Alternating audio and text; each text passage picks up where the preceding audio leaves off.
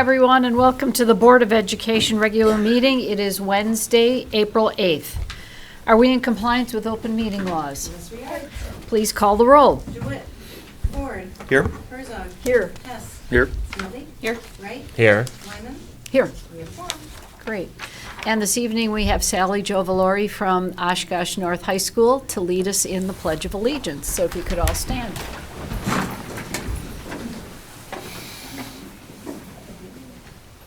I pledge allegiance to the flag of the United States of America and to the republic for which it stands, one nation, under God, indivisible, with liberty and justice for all.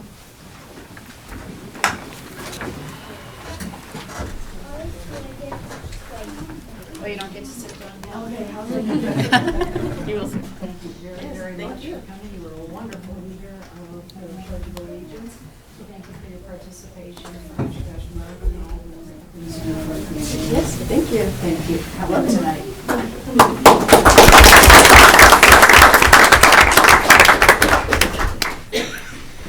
And next, we invite Michelle Last, high school principal at Oshkosh North, to tell us some of the highlights of the school.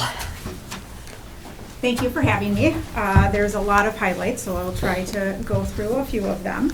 So over the course of the last 2 years, we've been transitioning to the co-plan to co-learn to co-serve, so the C3 model, where we integrate content experts with our ESOL specialists and our special ed specialists during common planning time. So it's a collaborative approach where it ensures that daily lessons are designed to meet the needs of every learner within the general education setting.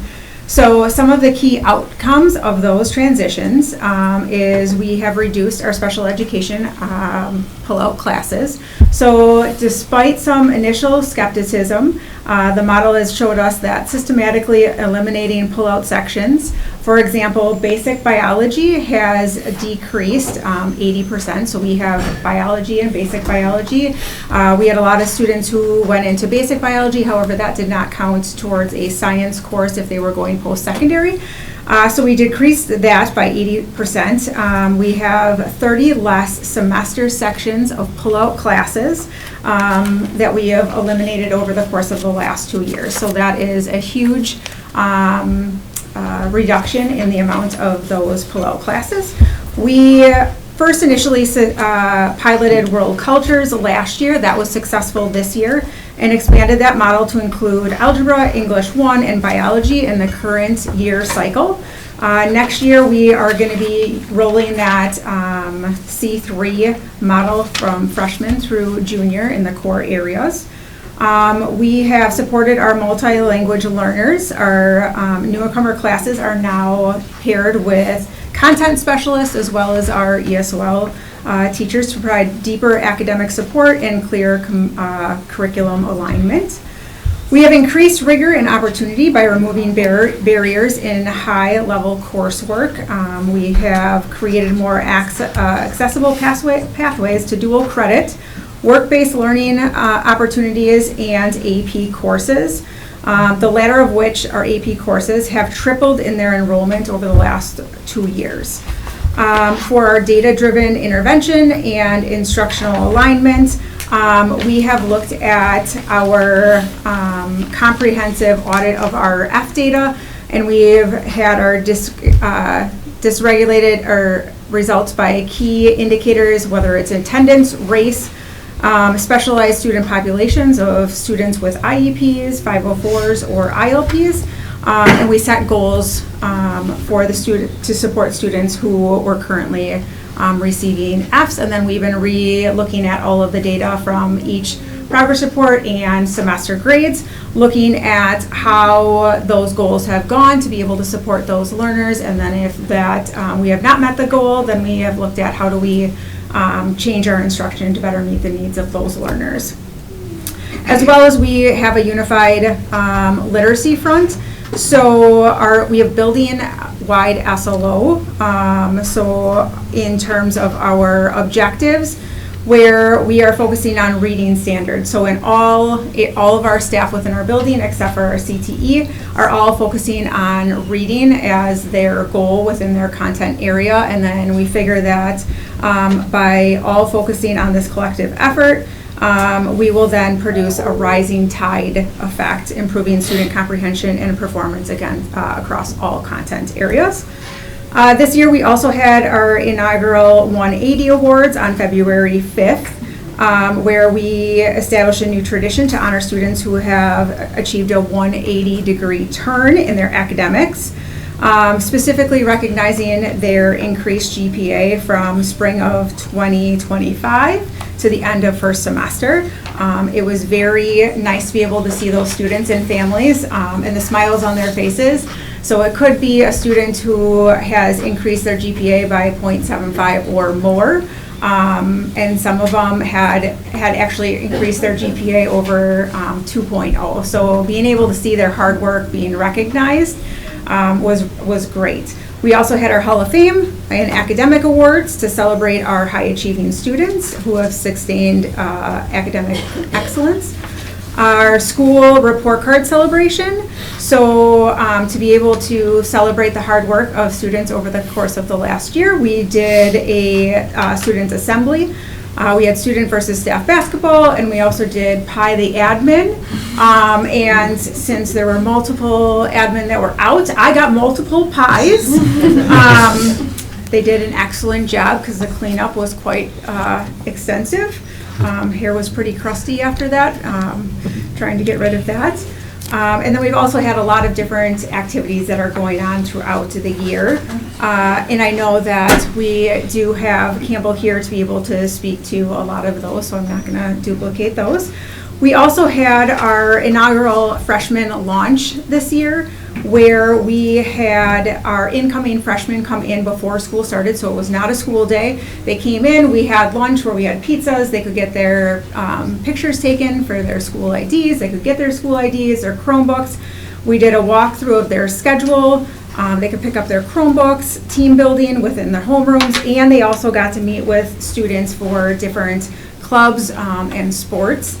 And we had, considering it was not a school day, 64% of an attendance rate in that. So it was a lot of positive feedback from parents that kind of relieved that first day anxiety coming into the school year, where they ran through their schedule, they got to see who their teachers are, have some conversations with their teachers, as well as also some of the interest is always who's going to be in my classes, and so they got to see some of the students within those classes. So hearing the positive feedback from parents was very positive, but also we got quite a few emails from students. So the incoming 8th graders saying that they couldn't wait till they were a freshman. It was going to be the best 4 years of their life. They were so excited about it. So it was really great to be able to hear some of their feedback, as well as we've had our 8th grade open house where we really shifted it so that it was student-led. Where students were able to help run the entire event. They were able to talk to students. A lot of times it's it kind of calms some of the fear or anxiety, or being able to hear it from a student rather than hearing it from a staff member. So they also enjoyed that. So we also have had different ongoing challenges. We had a cell phone challenge by grade level. The seniors won. And that aligned with the Smart Social Project, where they got jumbo M&M cookies during homeroom, and then we also had individual drawings randomly for prizes to be able to win. Some things were like some Spartan swag, area restaurant coupons, a Snack Shack free coupon. We also have the attendance challenge, which is going on currently through the end of the year. Anyone who has one or fewer tardies per week will be eligible for a random drawing. One winner per grade level per week, so there's going to be 4 winners each week through the end of the year in regards to that. And then we've also been continuing to work on our communication and our leadership, so we continue to try to revitalize our parent advisory committee, which met tonight, and also our communication, whether it's our Facebook presence, whether it's our communications, our emails, to be able to keep parents informed. So those are a few of the things that are going on. Wow. North. Any questions for Michelle? Yeah, I'll ask you, Michelle. You were kind enough to host me on Monday, so thank you for that. And one of the things that you brought up is that you were recently contacted by, I believe, was it West Bend School District, and was it Wisconsin Rapids, the other one? Yes, yep. So Can you we've- explain what they wanted?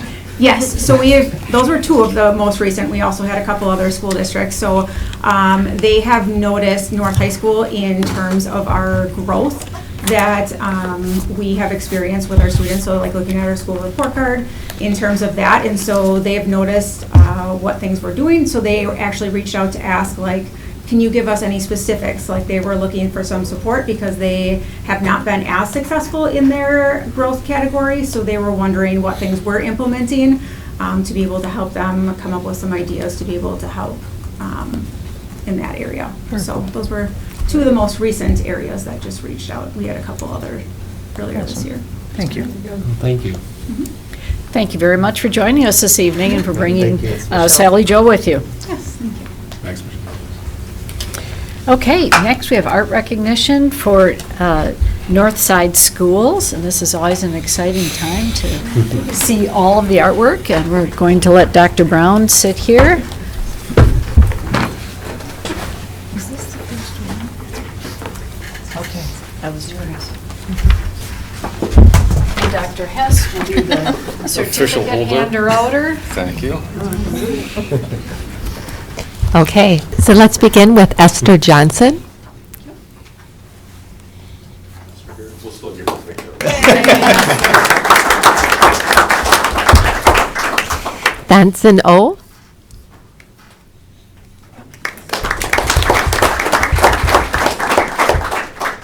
Timothy Poi.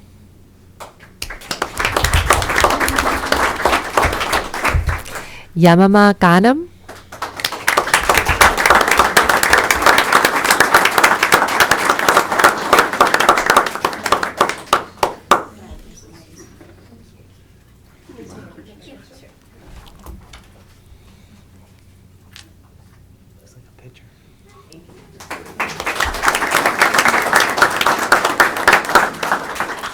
Amali Duran.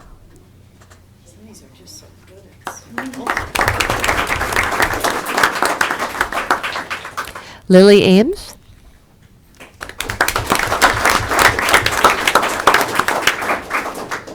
Another by Esther Johnson.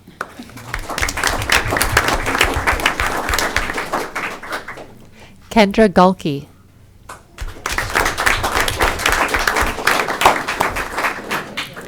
Nikolai Kubinski.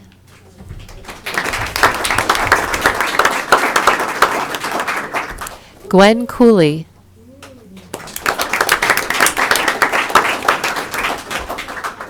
Aria Schneider.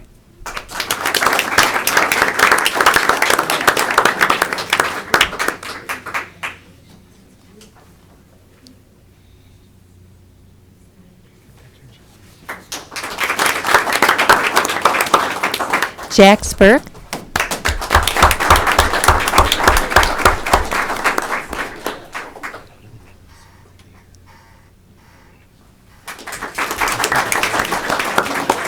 Nazeda Fumel.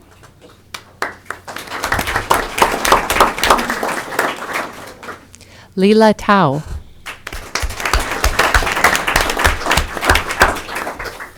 Louisa Corbin.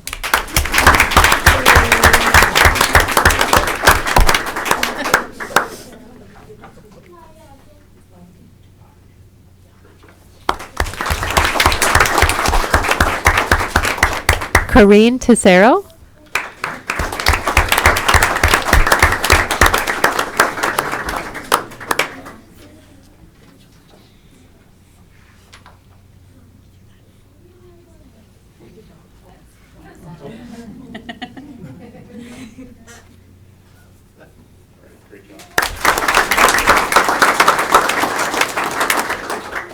Zamina Baez.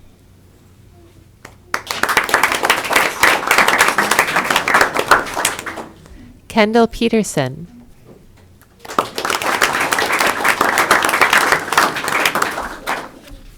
Kyla Anderson Schaefer.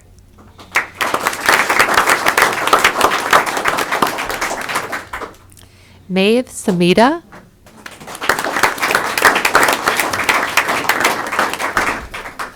Adele Vang.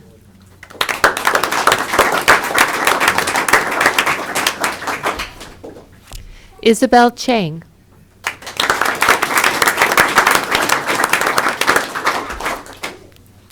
Haiba Mushtaq.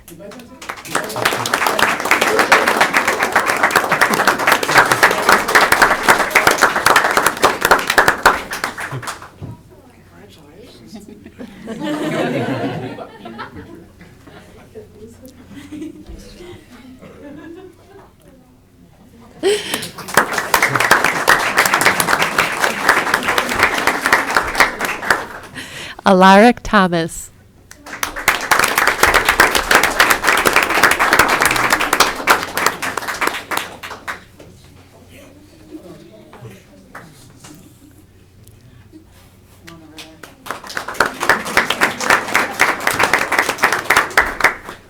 Bella Behrens.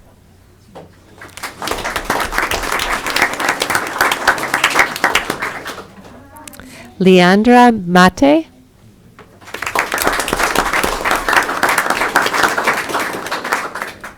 Mia Murphy.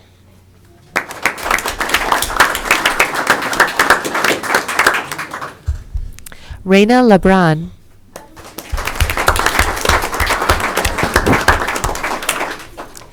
Gwen Gauger.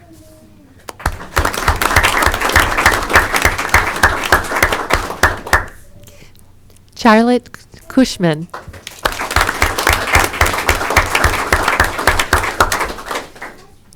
Rebecca Rivers Shruby.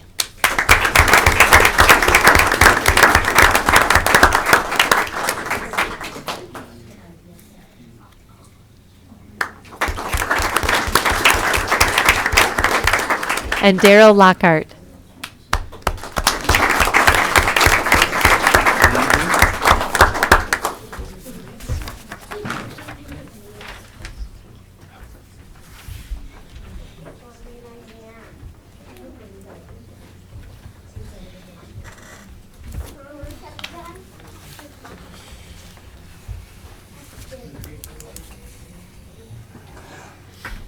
Congratulations again to all of the winners, and I see some of the art teachers here this evening, and thank you to you for all of your creativity and bringing out all of that enthusiasm and a different part of learning. So thank you very, very much.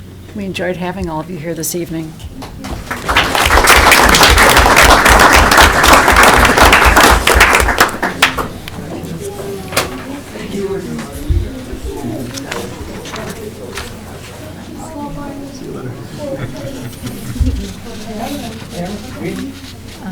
I'll go get the sheets. I've got it. Oh, okay. So this is agenda related. Perfect. All right. Excellent. All right, here we are. Dr. Davis, the land acknowledgement. Yes, as we gather today, we'd like to acknowledge that in Oshkosh, we're on the ancestral homelands of the Ho-Chunk Nation and Menominee Indian Tribe of Wisconsin, who lived along the western shores of Lake Winnebago, Wisconsin's largest freshwater lake, entirely within its borders. We acknowledge these indigenous sovereign communities who have stewarded this land throughout the generations and pay respect to their elders, past and present. We welcome the duty and opportunity to share stewardship of these lands. Wonderful. And approval of agenda. Are there any changes to the agenda? No. Okay, thank you. And we'll move on to board president's report. Dr. Davis, do you happen to have the retirement sheet? I do not have it. Here, I can. Do you have it? Perfect. Thank you.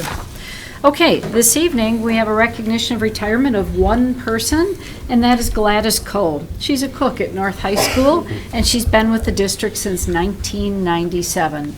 So congratulations to Gladys. Do any of you know Gladys? No? Okay. We wish her well in her retirement, and we thank you for everything she's done to make student services so wonderful for the Oshkosh Area School District. So congratulations, Gladys.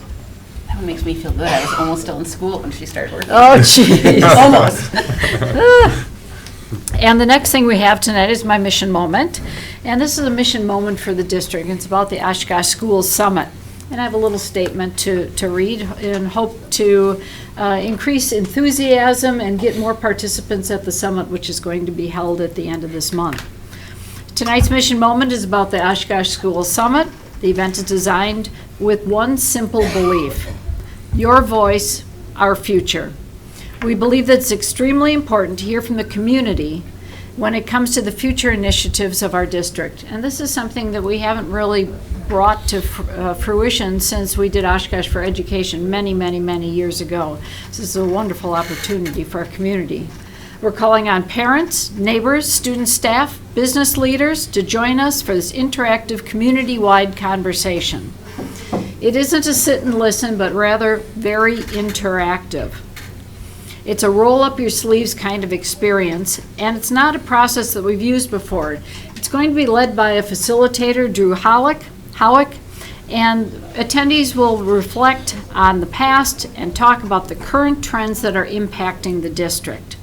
You'll be able to share what you're glad about, what you're sad about, and even what you're mad about. And that'll be important to hear to make sure that we're going in the right direction. You'll engage in small group discussion and share it out with larger groups.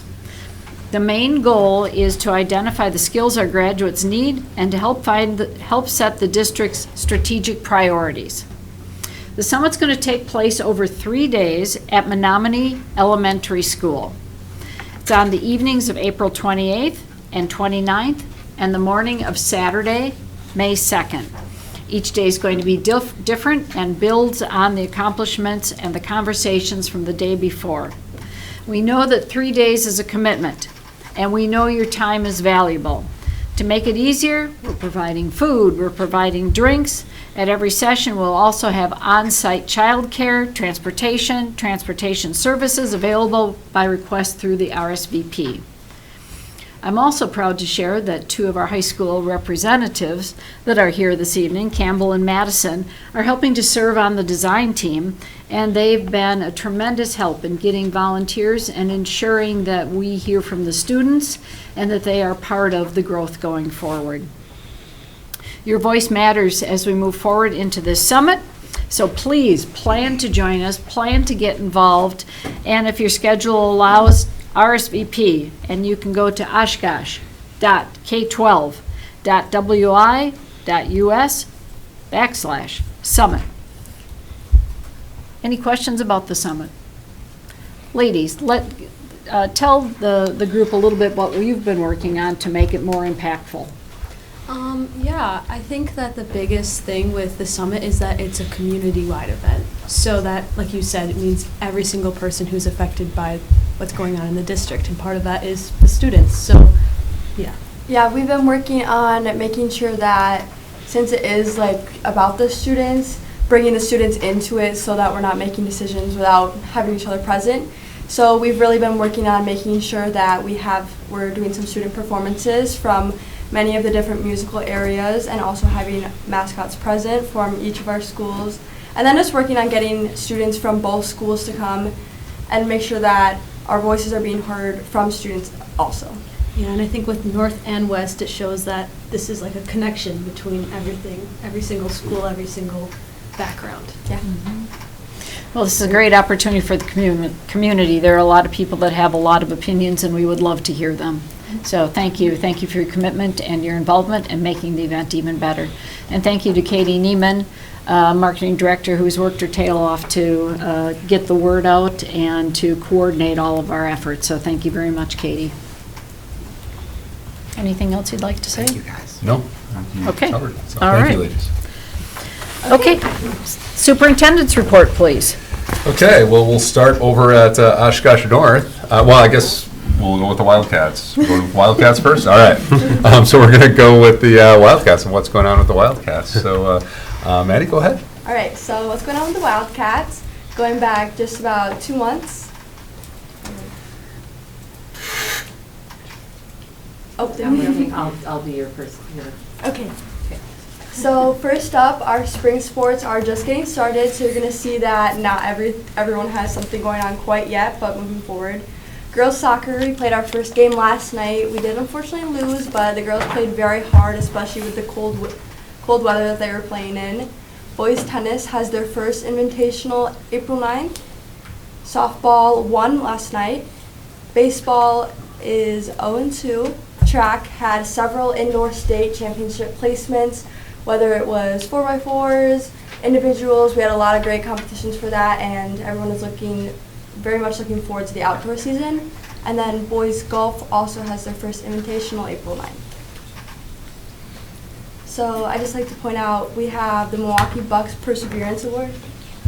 So Levi Kiefer, he's a senior at West, and he was nominated for this award, which is really great. He was able to be honored by the Milwaukee Bucks, which was just super cool to see, as there were so many different people from all around the state who were in running for this, and to have someone from Oshkosh chosen was super awesome.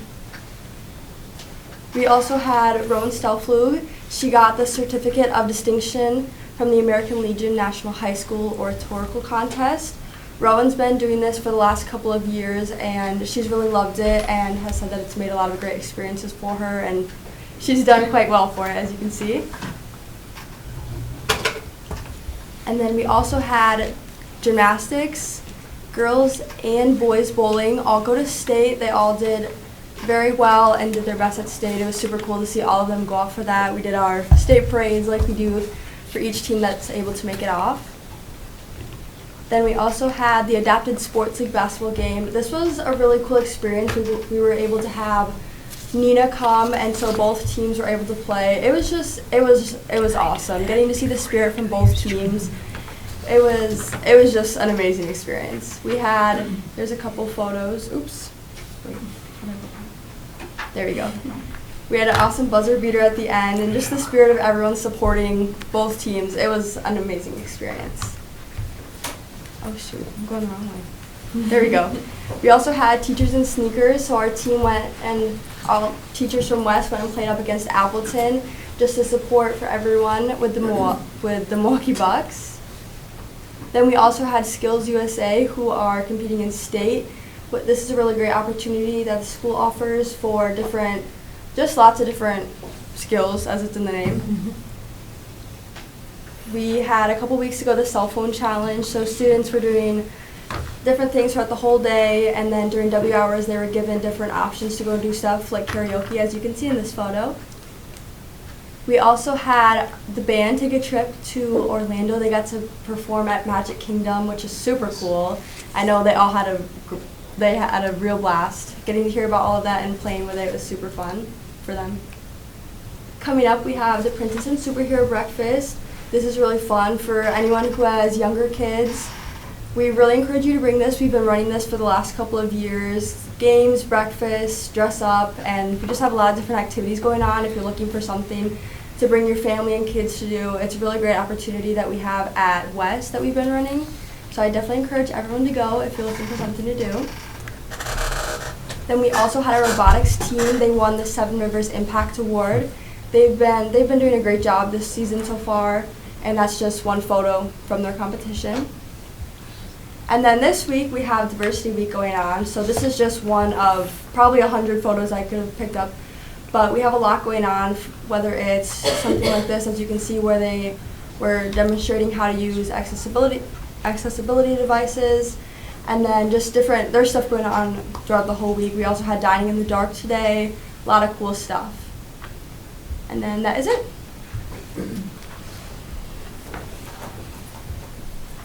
Very nice, thank you. All right, we'll kick it over to North. Yes. Go ahead. There's been a lot going on these past few months, so this is just the tip of the iceberg. Just an overview of kind of like our spring sports, what's going on. We're kicking it off with our baseball, our girls soccer, track and field, boys tennis, softball, and boys golf. We'll first start out with our powerlifter goes to Texas for nationals over spring break. Congratulations to senior Connor Keene, who went to Texas to compete in nationals. We are so proud of him, and the Spartan Pride brought all across the USA. I remember seeing photos of it, and it looked like a blast. And also congrats to our other state qualifiers. One of our bowlers, Griffith Resop, qualified for state in bowling, and that's a photo of him on the right there. And then congratulations to Anna Shields for making it to state in gymnastics as well. We wish the both of them the most luck in competing at state. Like Maddie said and Miss Last said, we had a phone challenge. In the month of February, students were challenged to see which grade had the least amount of cell phone referrals.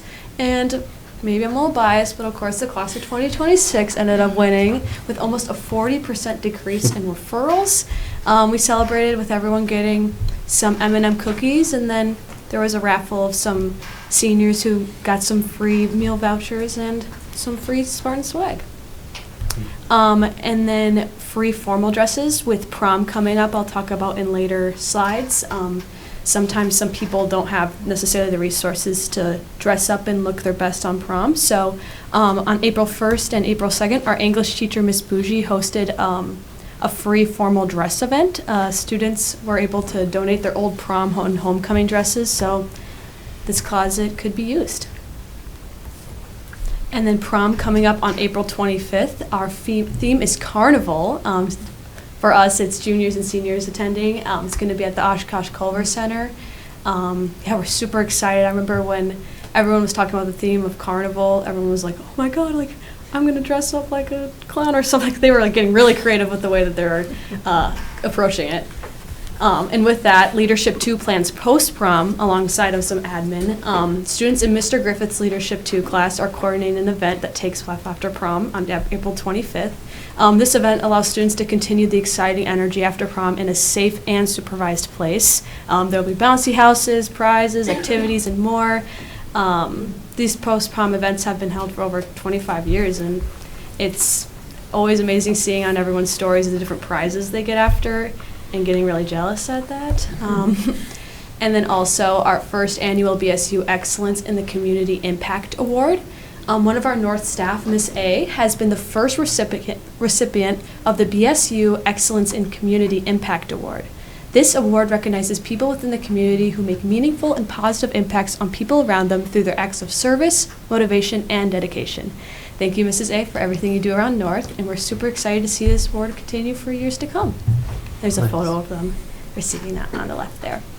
A few weeks ago, we had our FFA week where we got to dress up, do some dress-up days, kind of around FFA and everything they're doing there. So it was PJ Day, Denim Day, there was John Deere, Ford, Chevy, all around the different types of grades. So lots of different people and their interests. Everyone can celebrate. And then we had some senior football players selected for an all-star team. Some football players, Andrew Oler, Bryce Ott, and Dalton Clark, were actually all selected to play for the WFCA, the Wisconsin Football Coaches Association all-star team. The game will be played July 18th at the Titans Stadium. And then we'll bring it back a little bit. The Night of 1,000 Strings hosted at North. Oshkosh North hosted the annual Night of 1,000 Strings on February 28th. Every single orchestra student in the district performed together in one massive ensemble right in our very own field house. So as you can see, it had a great turnout. It was amazing. And then Spartan Boys Hoops regional champs. Our Spartan basketball team was the regional champs. We lost in the sectional finals to number 3 seed Brookfield East during a very, very close game.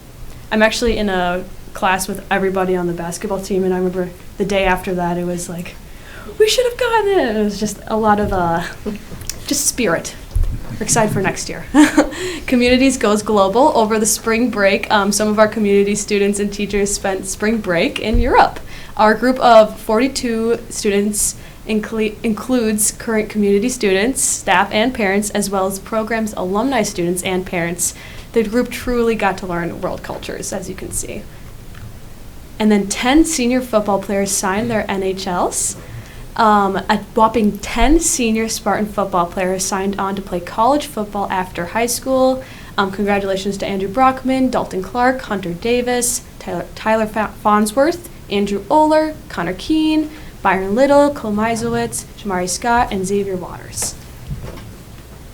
And then ONHS Yearbook wins a national award. Congratulations to ONHS Yearbook students for winning another national award this year. Last year's book was chosen to be showcased in the Possibilities book that Walsworth publishes every 4 years. Only the top 10% of Walsworth yearbooks are chosen, making this a very prestigious and hard to win award. And then a little forensics team update. After a trophy-filled day at the Nina Invitational on Saturday, March 14th, the Spartans hosted and competed at the WISDAA District 9 state qualifier on March 19th.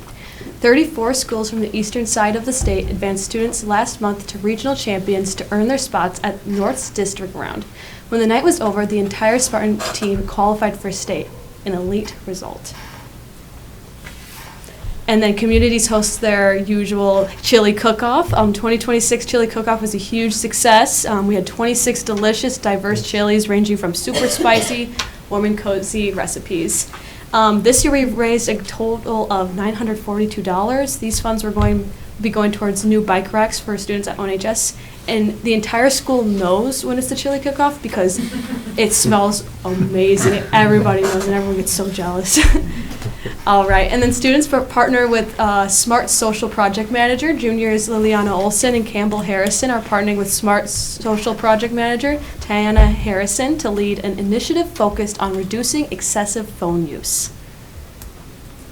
And then Communities hosts an annual spring voter registration event. Communities got to host our annual spring voter registration event on March 4th. Senior students could register to vote right within the school day. And I know that I made use of this because I had work right after school, so this was an amazing way to allow myself to show up for that. And then Senior Lady Spartan selected for All-Star Game. Senior basketball player Brenna Paulson was selected to play in an Electric City All-Star Game. All right, and then a little Wave Robotics update. Wave Robotics has 2 recent competitions they're competed in. They also recently received a generous donation from Milwaukee Tool. And then some looking towards the future a little bit. Multicultural Week celebrations coming up. Multicultural Day is coming up on April 16th. Students are actively preparing speeches and presentations on a variety of topics, and they're excited to share their work. We are also having dress-up days to celebrate on the left there. And then FFA is to host their award ceremony on April 19th. Students and guests are welcome to an award ceremony for FFA student award recipients on April 19th. The event will include refreshments and a guest speaker. And that's all from me. Thank you very much. Thank you. Lots going on. Before we go any further, I'd be remiss if I didn't congratulate our 2 school board winners from last evening. Dr. Barb Herzog, our incumbent, and Jacob Wolf, who will be a new board member. The current board has 1 more meeting before the new members are installed. So congratulations to all, and thank you to the community for getting out and voting. It's all part of a great process. Thank you. Dr. Davis. All right, so we will, a lot going on in the district. So certainly the high schools are busy and beyond. So we'll start with at Emmeline Cook. The school library was recently turned into a high-energy book tasting cafe modeled after musical chairs. To the beat of the music, students danced around the room and sampled a new title every time the song paused, exploring 5 to 10 different books for each session. Innovative approach encourages students to step outside their comfort zones and discover genres and authors they might otherwise overlook. This activity served as a perfect lead-in to April, which is School Library Month. We appreciate the work of all of our library teams and the vital role that literacy plays in our district. Our Jefferson Elementary scholars started their week and their state testing days with an energizing prep rally to ignite school spirit and affirm high expectations. Principal Jones led the 3rd through 5th grade students through a motivational presentation where they answered questions and activated their brain power through collaborative problem solving and positive affirmations. Another highlight was the special appearance of UWO's Clash the Titan, as well as a powerful school-wide clap-out featuring younger students and staff cheering on the upper elementary superheroes as they headed home with confidence. We were cheering all of our students on to tackle the state testing season, so great work over at Jefferson. This year, Alps Cultural Fair created a hub of global discovery. Our young scholars showcased the power of geology and geography, expertly explaining concepts like plate tectonics and volcanic formations, while middle schoolers presented deep dive research into influential world leaders and social structures. This event was a wonderful celebration of student work, and we are incredibly grateful to the families and community members who joined to help us learn from our students. The Oshkosh North Greenhouse is officially blooming as Horticulture 1 students prepare a vibrant selection for their upcoming annual plant sale. These student experts have meticulously managed every stage of the growing process, from repotting delicate seedlings to monitoring soil health and greenhouse humidity. By maintaining ideal environmental conditions and practicing precise plant care, students are gaining essential hands-on experience in their agriculture science classes. In March, we welcomed the newest owls and their families during the annual 4K event, the Class of 2040. I just want to repeat that, the Class of 2040. Future students engaged in hands-on activities with our dedicated teaching staff, while families attended an informative presentation to all of our Ready for Learning 4K program. Registration for next year is now officially open, and families are encouraged to visit the district website for more information and how to enroll their future learners. We're incredibly proud to celebrate our 2026 Celebrate Education Award recipients and grant winners for their outstanding commitment to our students. This year, 7 of our educators were honored with Outstanding Teacher Awards for their exceptional dedication to student success. Plus, nearly 30 teachers received grant awards to bring creative, hands-on projects to life across our classrooms. Special thanks to the Oshkosh Area Community Foundation for hosting this event alongside our valued community partners. We are also grateful for the district's own Education Foundation for the vital support and grants they provide for our staff. Unfortunately, that was on the day of a blizzard, so we weren't able to get together in person, but we still want to recognize these honorees, and congratulations for the great work, and they've all been notified. And finally, again, it's been a busy month getting out and about in the community, so I just want to thank everybody for all of their welcoming efforts to support our students in their learning experiences. And that concludes the superintendent's report for tonight. Whew. Thank you very much. Yeah. That's good stuff. Okay, moving into District Administrator supplemental reports. We first have the verbal report from March 11th listening session. Dr. Coleman. Thank you so much. The March 11th school board listening session was hosted, and there were 2 speakers who provided input or questions. One community member or speaker at the listening session had questions about in-school suspension reports and asked for more transparency about the ways our in-school suspension numbers are recorded and reported, as well as an analysis about the effectiveness of in-school suspensions as recourse to disciplinary infractions, and if those if the way in-school suspension is used is equally applied across our schools in the district. Another comment, and these 2 both speakers shared similar remarks as well about the way our multilingual learning program, currently we call it ESOL, but that name will be evolving to reflect the linguistic diversity and brilliance that our students bring. But specifically about how tracking occurs and the ways in which our programming to support multilingual learners, despite the best intentions, may create a situation in which students who receive those services don't get access to higher level courses or an off-ramp from those programs. So that conversation and that input by way of follow-up led to an education committee report that started the conversation for closer analysis of our programming to serve multilingual learners, and Board Member Smiltnick and I and our director for our multilingual programming will convene to continue to address those concerns.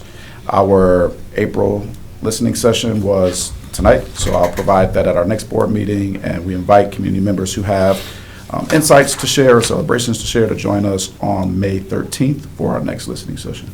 Okay, thank you very much. All right. Mr. Nehan's budget variance report.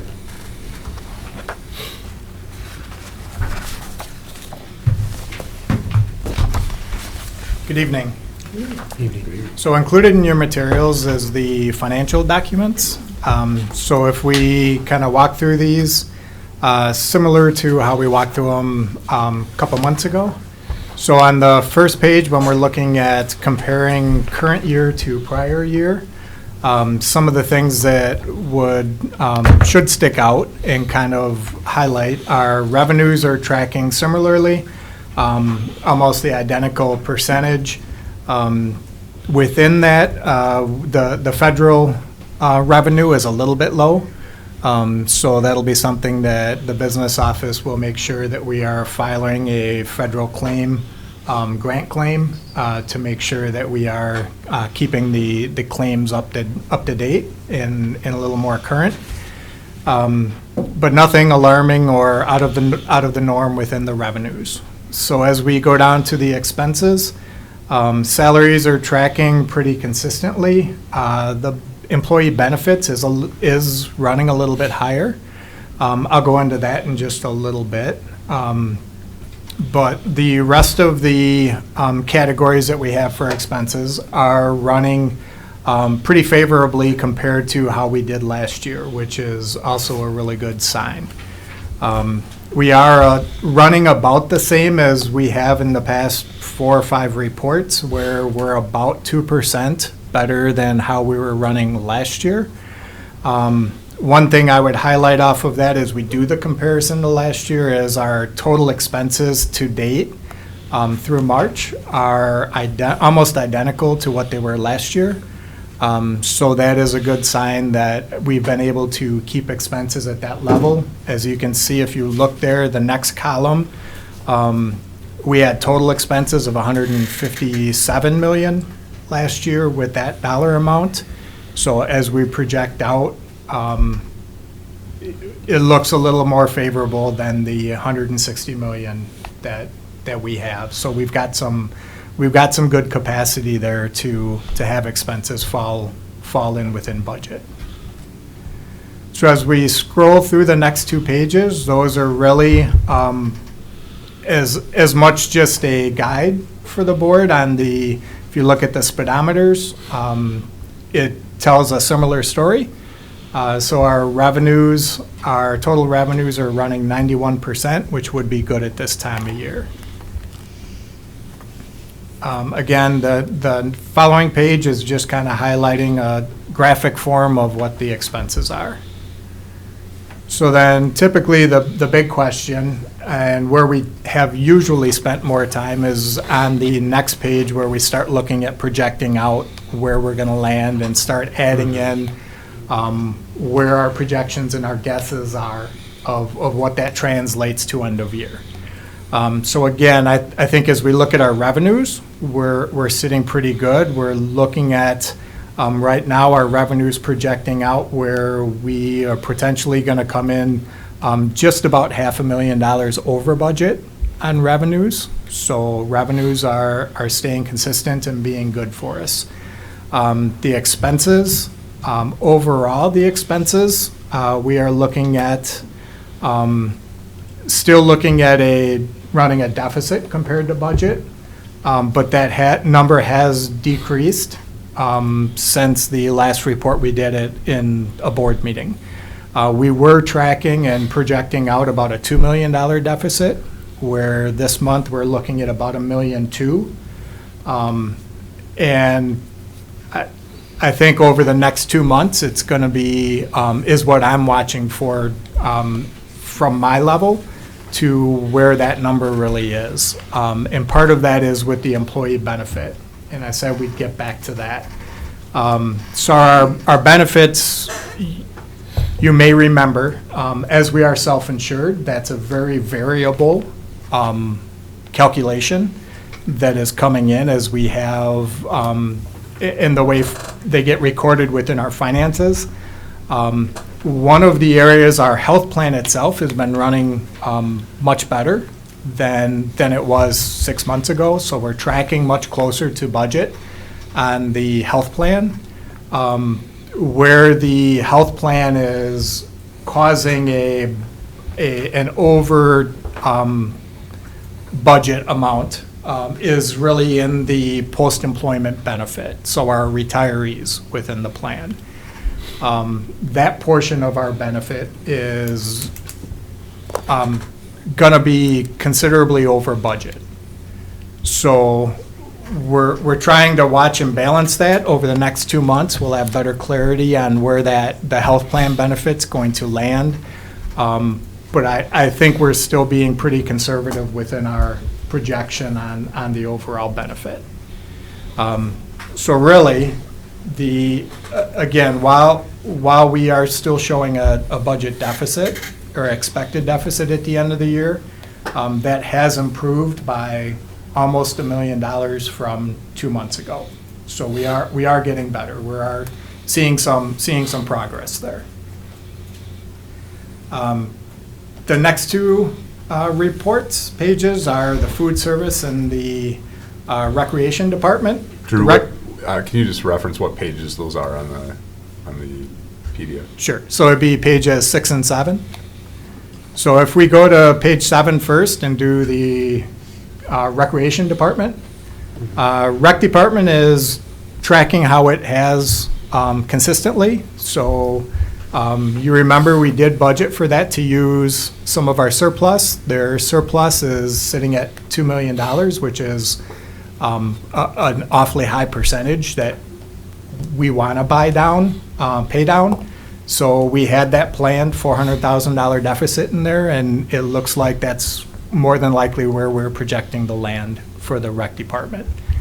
The food service department, and we had a little bit more in-depth conversation around this at Facilities and Finance last month, as we talked about the budget progress of that year-to-date and the food service audit that just happened. While right now we are still showing that that's going to be a little bit more than $1 million deficit, again, we do have fund balance to cover that at this point. So we're still within where we are. It's been a challenging year, having to go to an emergency contract, not being able to immediately have our regular staff and the way the kids were used to. But the last 2 months especially, we've seen a lot of positive signs within the programming. There's some programming that's changing within the breakfast program at the elementary schools. We piloted it at 3 of our elementary schools and really changing how kids access the breakfast. So now with this new model, they're really able to have 4 different breakfast choices at the elementary level that the kids are getting. So that's been really positively received. Soon we are expanding that to several more of the elementary schools and going to keep progressing through 2-3 elementary schools every 2 weeks, kind of a time frame, to get everyone into it. Also received some changes that the Chartwells has been making at our secondary level, especially Val Phillips and the 2 high schools where we have production kitchens. Those lunch services especially are seeing changes where we're truly making from scratch menu items now. So I received a letter from Val Phillips staff recently that got forwarded to me on how they had pizza celebration day at Val Phillips. And typically what would happen on a pizza day in Oshkosh in years past, pizza day was a Domino's day. Domino's specially makes crusts and pizza for us to comply with national regulations. So not a lot of variety, or it's basically a pepperoni or a sausage. Yes, the kids like it because it's Domino's. This was a 4 different pizza day, 4 different kinds of pizzas. All of the pizzas were made from scratch, in-house, and warmed up in front of the kids. The response was phenomenal. The students absolutely loved it. They were amazed that it was actually made on site. We're very excited for more of those opportunities to realize we're getting fresh food made for them right there. So we're seeing a lot of progress there. So there's hope that a lot of our challenges are starting to wean out, and we're going to start seeing a much better product and service as we continue to move forward. Okay. Any questions? I know there was kind of quite a bit. Yeah, I've got a couple. So you mentioned the food service fund, the $1 million deficit. And we talked about this at Facilities and Finance. We have the fund balance in that segregated fund, so not coming out of operating to cover that. And then am I correct that next year, when we have the contract, if we approve it tonight with Chartwells, that's guaranteed in that contract that there'll be a surplus? Yeah, so we're not approving a contract yet. Okay. So we will talk about the contract tomorrow. Oh, that's tomorrow. at Facility and My Finance. agenda's confused, yes. So we've still got a little bit of work to do on that. Yeah. But yes, so there's going to be a difference in the food service. The contract that we were required by DPI to enter into for this year, because it was an emergency contract, that was a fixed cost contract. So there was a fixed amount of money for breakfast that Chartwells receives, and then same thing for lunch. And there's not a lot of wiggle room. DPI is pretty strict on what that is. As we move forward to the new contract, that's going to be what's called a cost reimbursable. So in essence, a major difference between the two is in the cost reimbursable format, which we're going to shift to, both the district and the provider benefit by participation increasing. They don't get paid as much if participation is down. They're not paid as well. In our current, it doesn't matter how many meals get served. Their profit margin is built in their fixed cost. So they make the same profit, in essence, no matter what. And we don't get to see what a lot of the transparency is. So we will be shifting over. Part of that cost reimbursable is a minimum guarantee that comes through. And I can say that all of our bids, we got 7 bids, all of them had us in a surplus. Okay. Minimum guarantee.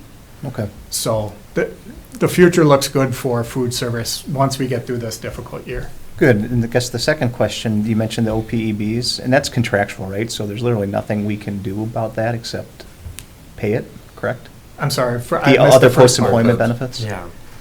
Yeah, correct. The way where it impacts our operating funds is we are required by law to fund the liability portion of that. Yeah. So we can either pay it in full and have it sitting in a trust, and then we don't have to make annual payments. Well, we haven't done that. Our liability is about $50 million. Yeah.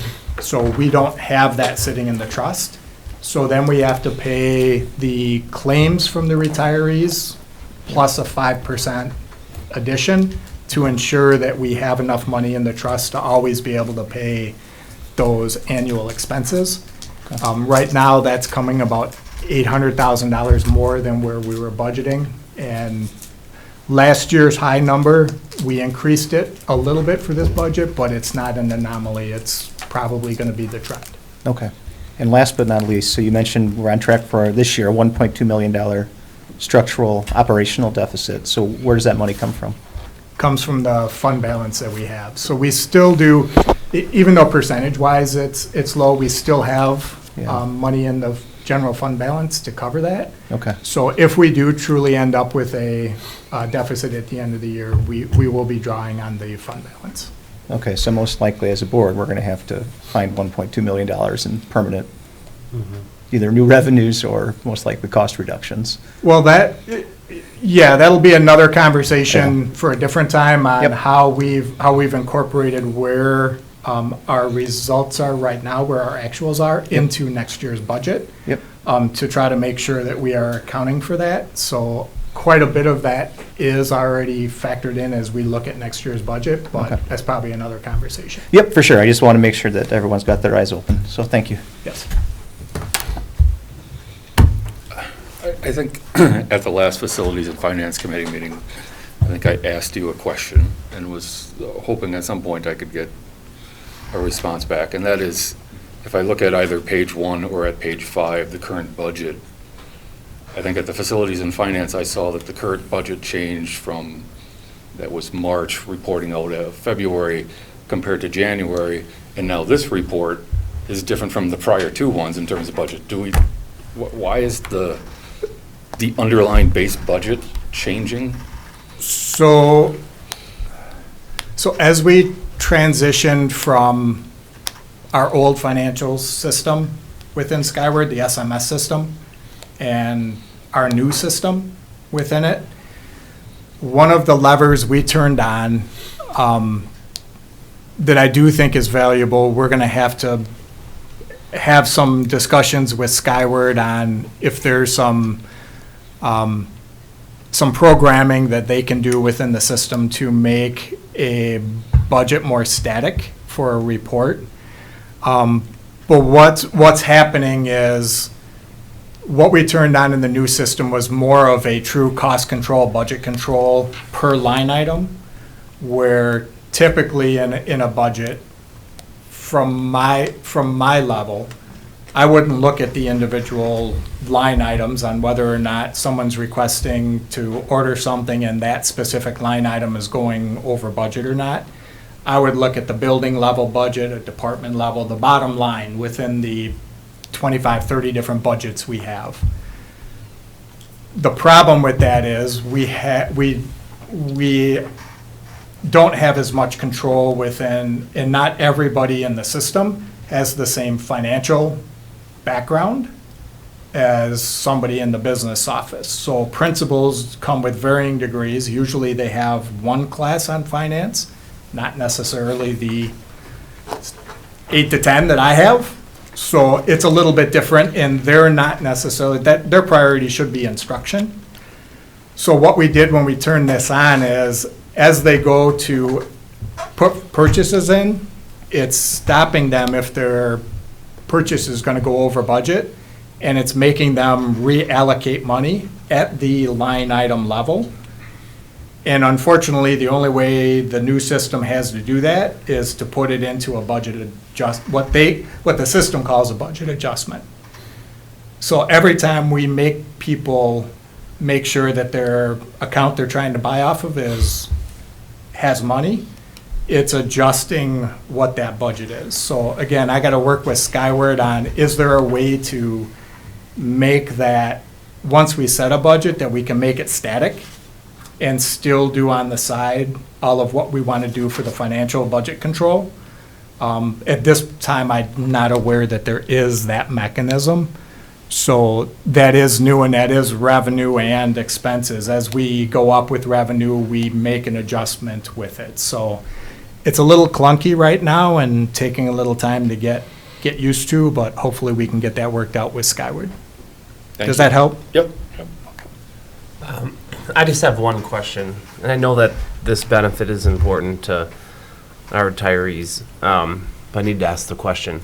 So our deficit, we're running a $1.2 million deficit. You said we're $800,000 over in the retiree health benefit plan. We budgeted more money this year for that plan, and you said you're expecting that to increase, or the cost there to increase even further every year. Why? You know, like what's the rationale? Because that seems to be a spot in the budget that, you know, we're not able to control very well. So there's a couple of reasons for that. One, health costs are getting more expensive. Mm-hmm. So as they use their health plan, it's just more expensive to access healthcare. Another issue is I believe we have just larger numbers of retirees right now on the plan. We've had more people going on in the last 2 years than have aged out of the plan. So the way the plan was put in place and negotiated is anyone who qualifies for the health benefit in retirement gets it until they hit Medicare age. So they get that for that period of time. We grandfathered a large number of years into the system without funding it fully. So the way out of it is to fund it, but that's going to take somewhere between 35 and 45 million to fully fund the liability. Otherwise, you're going to pay as you go. So last year, we were up about 4.2 million for that total cost. We're tracking at 4.2, 4.3 million this year. And that's what we're budgeting in next year's budget. We've put the 4.3 million in there for that, because we thought it was going to be a one-year blip, and we had some health issues, but this year's trending exactly the same. Yeah. So, Thanks. I just asked because getting that piece of the budget manageable or whatnot, I mean, literally that can mean jobs and staff and, you know what I mean, or whatnot. Like, it's a serious question to ask. And I say that with friends that I know are going to be utilizing that benefit soon, you know. But thank you for the there's answer. most districts only grandfathered 5 years in, and then they attempted to fully fund that within a couple-year period beyond that. We had a more generous plan, and we didn't have that. A lot of districts either went to, as part of their operational referendum, went to fund that so they could fully fund it, put it in the trust, and not worry about it. That just hasn't happened in Oshkosh. We've been a pay-as-you-go. Could I piggyback on that question then? So, because, and you guys call it OPEB, what do you call it, OPEB? Other post-employment Yeah. benefits. So OPEB. because that is a contractually Yep. required thing, and it sounds like, yes, we guessed last year that it was gonna be we knew it was gonna be an increase, and we're hoping next year is 4.3, or approximate. It seems to me that, I'd like to know that what we're gonna be doing to kind of counteract some of those continuing numbers. Like, it seems to me that maybe we should be budgeting even higher than that, because if not, we're going into a deficit immediately. But so how are we going to get a better sense of what the increases are going to be in that year? Or as you're budgeting for next year, are you just going to do much more, I guess it would be conservative budgeting in the sense of providing a bigger fund balance to that to make sure that we don't go into deficit? I guess I would look at that as we're at this point where we have 2 years of history at roughly the same, where we're going to end is roughly the same dollar amount. Setting that within the budget with that, maybe a little bit larger pad, for lack of a better word. The problem with, if I understood you correctly, the problem with saying, well, okay, we think it's going to be 4.2 million, we want to make sure that's going to be there, so we'll put 5 million in there. I've got to come up with $800,000 from a different part of the budget to reduce. Well, either way, to we have to pad come up there. with that money, because, I mean, No, we're either gonna have the deficit to have to come up with it at the end of the year, or we plan for it. Yes, I guess and this is the tricky part about self-insuring. When you're self-insuring, you can, but you also don't want to, the risk you run there is the health plan and the retirees don't access it as much, and now you've got a really large surplus. And depending on where you put that, you may not have flexibility with that. So it's not, you're trying to walk a fine line within the benefit plan of how much you've had and where it's going to be too much and where you want to make sure. If we're right-sizing the rest of our budget, and we are doing a large part of that through the process we've gone through, it allows for a little bit of variability within your OPEB or within your health plan to have that flexibility. Our problem is we just haven't had that throughout the budget to be able to make up. Well, and I understand that, it's just, I mean, we know we're gonna have more retirees, we know that people are living longer, we know they have to wait till they get to government-provided health insurance times. It seems to me that it might help us mitigate some of these negative effects and unplanned deficits at the end of the year if we kind of use the data that we have available to us to figure out how we can better do our best to project, because it seems to me that all trends say that 4.3 likely Yeah. isn't going to be enough to cover it next year if inflation continues and if healthcare costs continue. To piggyback up Molly, is there any way to control that cost? Or every single year, are we just going to be sitting here praying, hopefully that doesn't go up by $800,000, $1 million? I mean, literally, is it going to be that, is it just going to be a huge variable in every budget? Or we're just going off of prior year numbers and hoping that it stays in that area? Yeah, So that big of a to a variable. degree you are. Again, I want to caution as we're talking about the variability and what we're trying to accomplish within the health plan. There are ways to do that, but it's going to have impact elsewhere in the budget that is probably, there have to be many conversations on doing something like that. Again, if what the board wants is to budget 4.5 or 5 million for an OPEB, we can do that. It's putting a stress somewhere else in the budget, and where does that come from? Because a reduction is going to have to get made to get that in, and that reduction more than likely is people. Well, I guess So what I'm saying is, there's as a not preference, I want to know, like, it seems like we're hearing more and more about things that weren't budgeted for that we anticipated were going to be going over budget.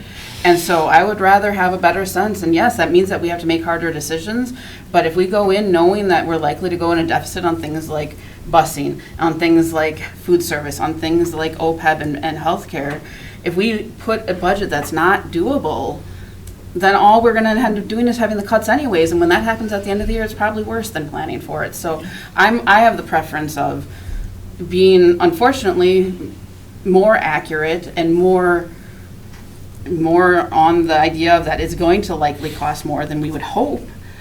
That's just my view, though, because I really don't like these end of the years having to make more adjustments with the deficit each year.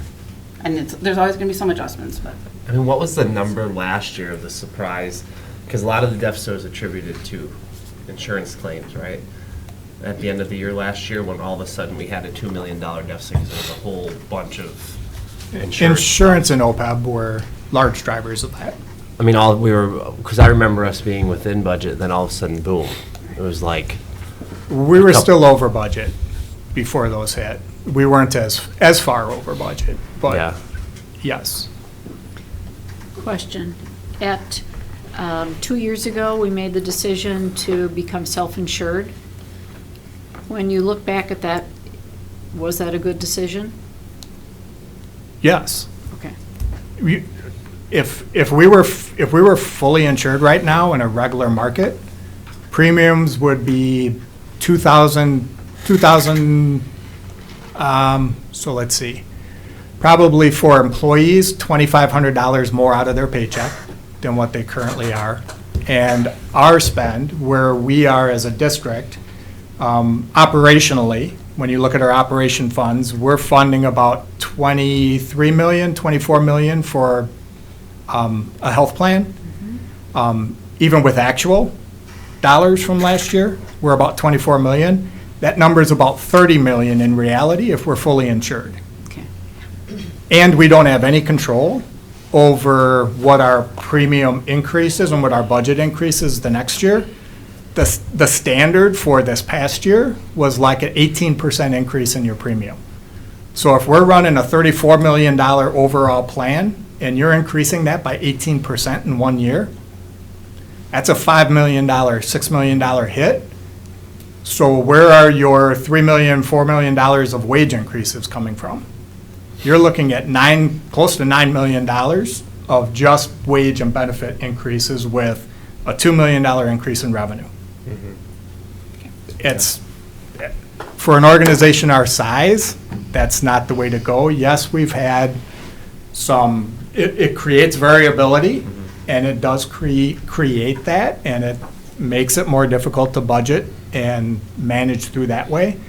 But your costs and your expenses in our budget aren't going to be manageable at all.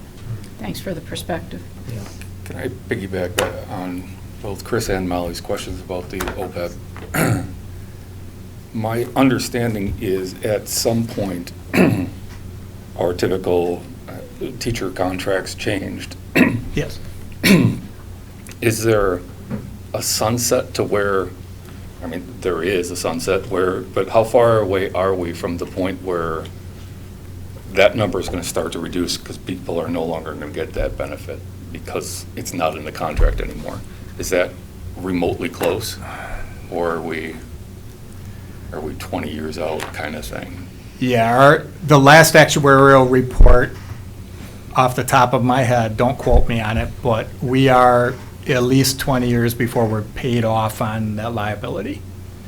Now, it is going to, we're going to ebb and flow as people come on, if there's been an influx like there has been the last couple of years. But we're going to go through a period as that's going to start dwindling out. People are going to start aging out. Not as many people are going to be coming on the plan to go through that.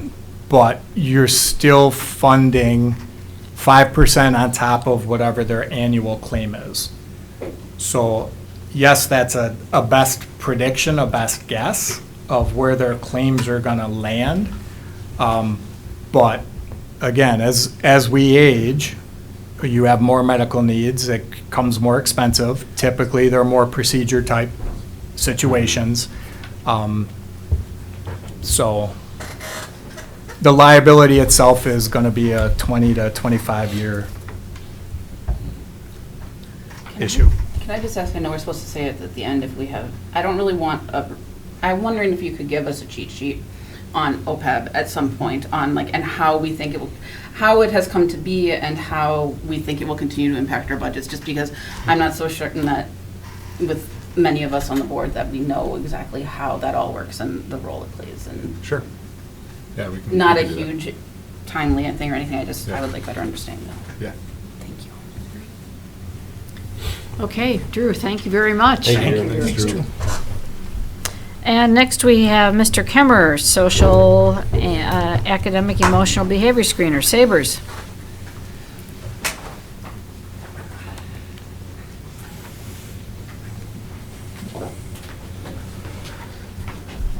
Good evening. Good evening. So I do have a few guests with me this evening. Next to me is Jean Manicki. So Jean's our SEL coordinator. She's presented with me on a few past SEL reports. Unfortunately, this is the last one Jean will be with me because she's retiring after the end of the year. So, and I did want to publicly acknowledge and thank Jean for the great work she's done with SEL over the years. She will be greatly missed here in the district. So, along with Jean.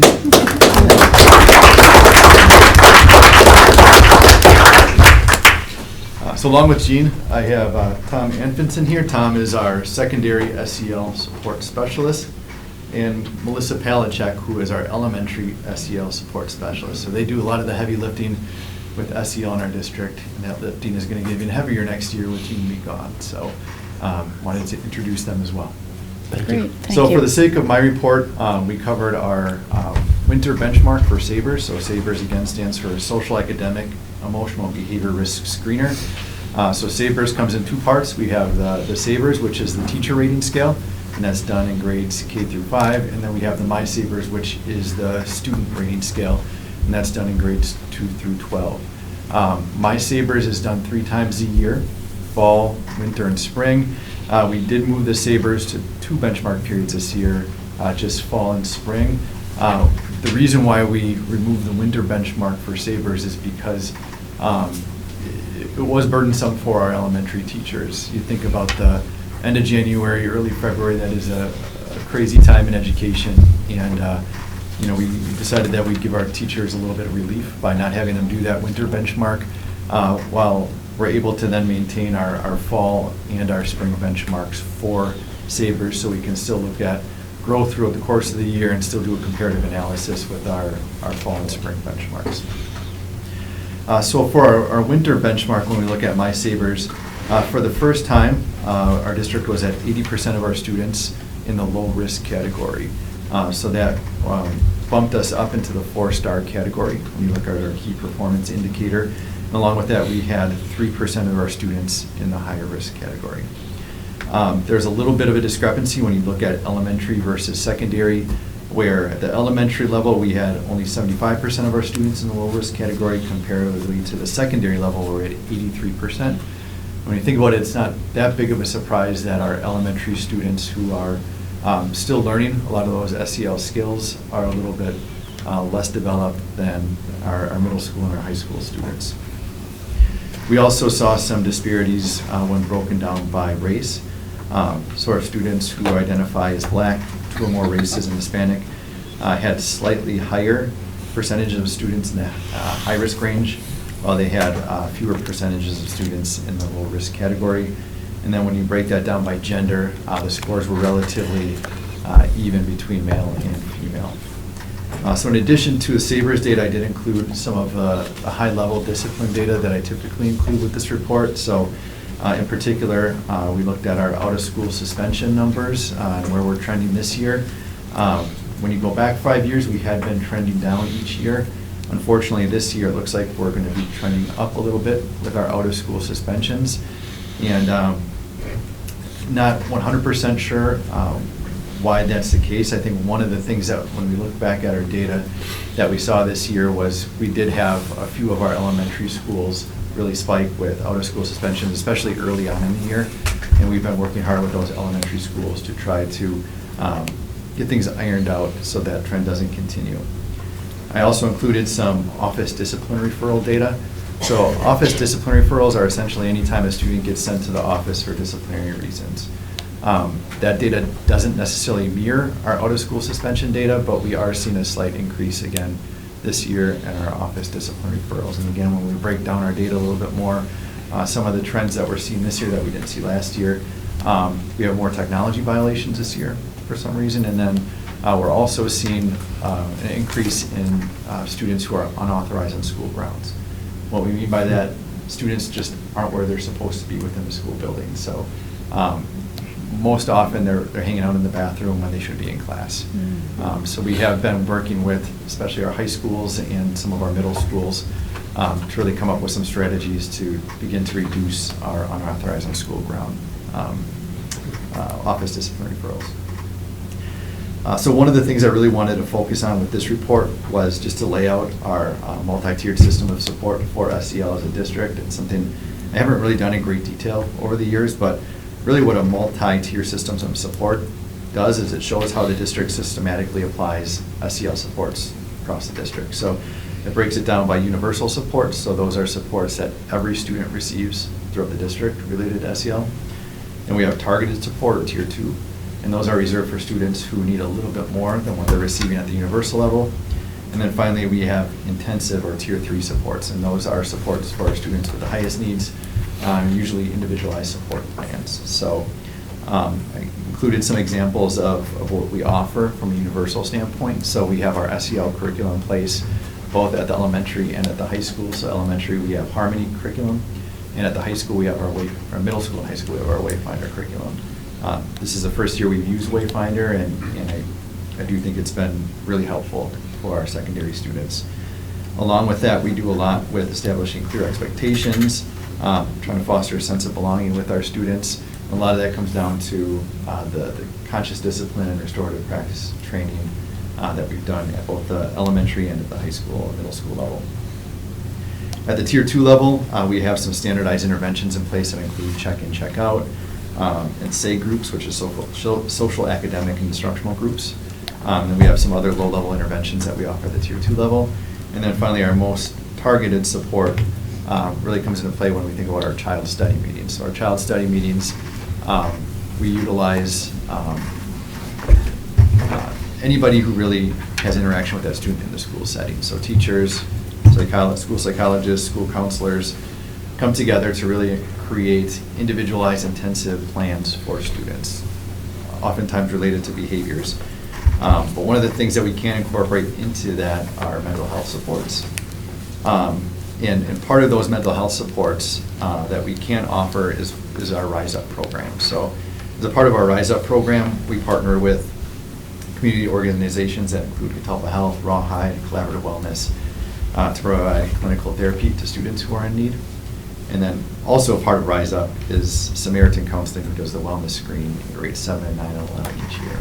But particularly with that clinical therapy piece, that's huge for a lot of our students because they otherwise wouldn't receive that service.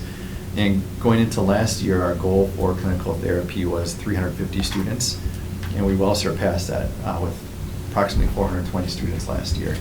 And looking at our numbers this year, we're going to surpass that 420 number this year. So it is great to see that we're meeting more of our student mental health needs than we ever have before. And that's largely thanks to the community partners that we have in place. So along with that, Jean's going to touch on a few other highlights related to SEL. So with our May Savers, not only did we surpass the 3-star and hit the 4-star, there are 3 subcategories that make up the total, and we were able to have positive improvement in all 3 of those subcategories, which is huge because we've never had that before. A couple of highlights. I just want to speak again of Bell Phillips. You know, a lot of times they get that negative press, and they really have been proactively prioritizing SEL and making sure that each week that they are doing one of the Wayfinder lessons and prioritizing that. And we've been able to observe the classrooms and watch the engagement with the students and the reflection and the interaction between student and staff, which is a really positive thing and creating that sense of belonging. West, as Maddie had alluded to, had a day of activities where it was a cell phone challenge done in a much different way, that they ended up putting the phones away and giving them opportunities to explore what you can do when your phone is put away. So instead of just saying, put it away, and you know, it's gone, it is, here's the benefits of putting it away. Here's the interaction with other people. And that also was impacted by the snow day, so I think that they're gonna look at round 2 of that so that they can promote it better. North, I don't think Campbell shared this one, but in February they did Hearts of Gratitude. So students could send out positive messaging to other students or staff. Staff could do that to students as well.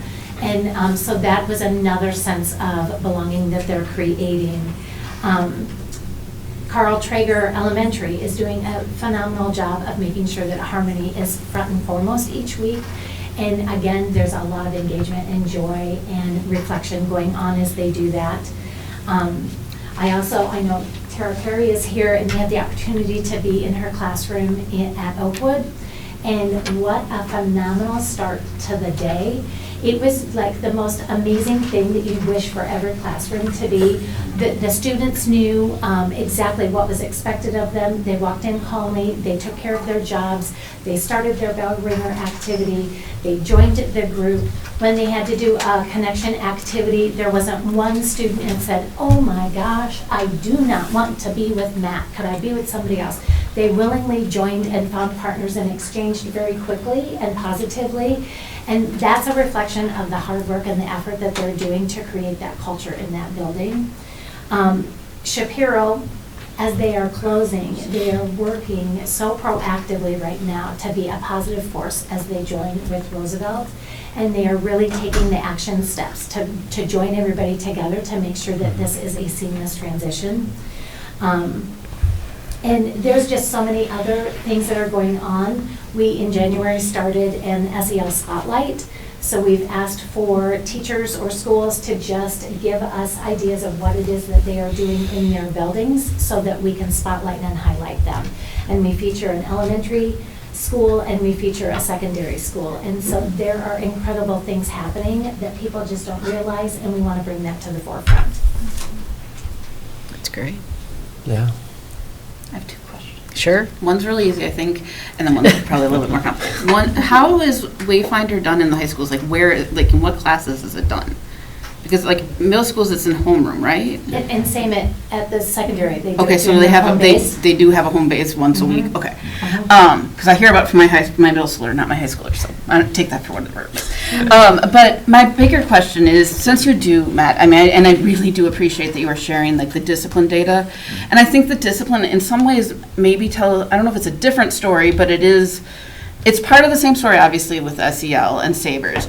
I'm curious if you guys could explain a little bit because our discipline numbers are not looking as healthy, how discipline works and interacts with SEL, and how they can either be used together, forces for good together, or like, I assume sometimes when a person has a discipline problem, how is SEL incorporated into that? Or anything you want to explain related to how those kind of interplay together? Yeah. So SEL, behavior, and mental health, they're all different things, but they all rhyme with one another. So there are ways that they all interact. So when we think about SEL, really it's skill development. So how are you building the social and emotional skills necessary to be able to interact and align with the norms that are established not only within school but within our community and society. So sometimes when those social emotional skills aren't developed, it translates into behaviors, whether that be externalizing behaviors, which are the big behaviors that we see within school settings, or the internalizing behaviors, which are the underlying depression, anxiety, that sort of thing. So when you address both sets of behaviors, you address them in different ways. So a big reflection in terms of our mental health numbers are some of those underlying internalizing behaviors that we're supporting through clinical therapy. Sometimes there's externalizing and internalizing behaviors that are at play with one another. But ultimately, when we think about behaviors, one of the things that we're doing is trying to collect as much data as possible to get as clear a picture as possible in terms of why the behaviors are happening. So even though it feels like we're headed in the right direction with SEL, and we're doing more and we're doing better than we ever have before, I don't think that our increasing out-of-school suspensions is a reflection that SEL isn't working. I don't mean to say that. I kind of mean, how can we leverage that? There's a lot of things at play, and when you start breaking down data a little bit more, you start to make sense of some of those things, and that's where when we go back and we reflect on a school year, we look ahead to the next year and think about, okay, well, this is the story that we're seeing from our data, and now as a district and then as individual schools, how are we going to approach the next year to be able to maybe improve in some of those areas? And part of it too, like the technology violations, there's an increase because we're really trying to monitor the cell phone usage and where they are and where they should not be. And so that has had a little bit of an increase. And I also think too, with some of our increased office referrals, it is because we're trying to more align our practices and to be more consistent across. And so there are instances where we'll be in a building and they'll say, oh my goodness, the behaviors. Okay, but your data isn't telling us that you have issues with the behaviors. It's looking beautiful. And then they're like, oh, okay, because we're not recording things, like we're just taking care of it. So more documentation so that they can be more productive and effective in their planning ahead to go, is our universal really doing what it's supposed to be doing? And if there's a mismatch, what do we need to do? So it really is helping them to be more mindful about their action planning. And I do want to add, Belle Phillips is going to be highlighted in Wayfinder. They are coming in a couple of weeks to come and do some observations and interviews, and then they will be featured on the Wayfinder platform. Wow. So that's a big celebration. Yeah. That's cool. Anyone else? Dr. Herzog. Thank you. I have a couple of questions based on being out in the schools. I interacted with one of the elementary principals who told me that in that particular school, there were far fewer office referrals this year than in past years. And when I asked why, her response was because there's more expected of the classroom teachers to deal with behaviors rather than to send students to the office. And as a former assistant principal, I can relate to that.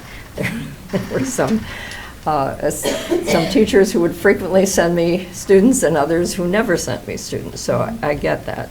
And not all students are the same. I understand that as well. She also differentiated between what she called majors and minors. Are those common terms used throughout the district? Office referral, major. Okay. right? Okay. That is something that I can't handle in my classroom. I might need some assistance, Okay. or it is so challenging, it is totally disrupting my instruction. So then I'm going to need to refer to the office for assistance. Okay. A minor is something I should be able to handle in the classroom. Maybe it's a quick conversation, it is a look, it is a continuing behavior that we're trying to find a replacement behavior for. But I should be able to handle that without additional support. So classroom handled and office handled, that would be the difference. Okay. I like that. So if we take the school that I'm referring to and another school, and we take a similar behavior, would a given behavior be the same, defined the same as a major in both schools? Or would there be variation? In my utopia, they would be handled the same. Okay. Right? But we know that each situation is unique, each child Yes. is unique, and so there are extenuating circumstances. So number one, I need to know what content it was happening in, the context. I need to know the intent of that offense, and I need to know the intensity of that. So I've been wondering about these numbers in the context of, do we have a school or schools who define majors to a greater extent than minors in another school, so that some schools are presenting more numbers than perhaps they could be or should be? Yeah, we've been doing a lot of work over the past couple of years to try to standardize, what is a major behavior, what does that look Okay. like? What is a minor behavior, and what does that look like, so we can have more consistencies between schools. Like Jean said, it's not perfect, but we do try to calibrate each year to make sure that we're getting closer and more aligned in that area. So in fairness to the students who are on the receiving end of being called out for a major or a minor, are those behaviors defined in the student handbooks? For example, are all the middle level student handbooks the same in terms of defining what could be expected to be a major or a minor? Or are there variations between schools?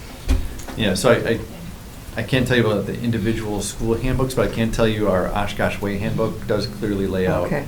the difference between a major and a minor, and that's something that all of our staff have access to and are reviewing each year. Okay, well, I could see a need for some consistency among the buildings, because otherwise I could do something in one building and I'm called out as having committed a major, but my friend who goes to this other school does the same thing essentially and is only cited as having done a minor violation. And can I say this is the sticking point in the entire time I've been in this role, is trying to help define that clarity. And Okay. every year, we still get that, can you tell me the difference between? And it really should be very few and far between, should be the majors, right? It should be some really huge incident, and most of it we should be able to manage within our classroom. Thank you. Yeah. You've solved many of my wonderings Yeah. tonight. Question for you. I've asked this before. I look at the winter results, and I see every year the winter results always give us the best in terms of, we're at 80% this winter. Last year, we're at 79. The year before that, we're at 79. If you always compare winter to spring and fall, winter always seems to give us the best result. I think I asked last time that we were discussing this, and it kind of leads to Sabres presently is a key performance indicator. We're contemplating whether it's going to stay on or not. I think I've asked, do we have data from other districts? Because my ultimate question is 80% good enough, or what ultimately is the goal, and do we actually think we can change it? And should this actually be a key performance indicator for us? Or some metrics are vitally important and extremely useful to identify problems, but maybe it's not necessarily something that is substantially changeable, targetable as a board to be trying to evaluate. And so I'm wondering if you've explored that at all since. Yeah, and that's a fair question, Dr. Hess. I think, we didn't bring Sabres into the district to to be used as like a performance indicator. I think really the value of Sabres is when you break it down and you look at some of the individual indices that Jean had mentioned and look at individual student data and triangulate that with some of our discipline data to really figure out which students are in need of which supports. However, we know SEL is a priority, and as a district, this is probably the best tool we have from like that global level to identify whether or not, or where we are from an SEL standpoint. So it gives us some indication. I agree, there's not really a lot of fluctuation over time. So I guess I don't know if there's, I don't think there's a better metric that we currently are using in the district, whether or not there are other metrics out there that might give us a better idea of where we're at from an SEL standpoint globally. We could look into that. But then the question is, do we want to bring a measure like that in for the sole purpose of being that global SEL measure? And can I add?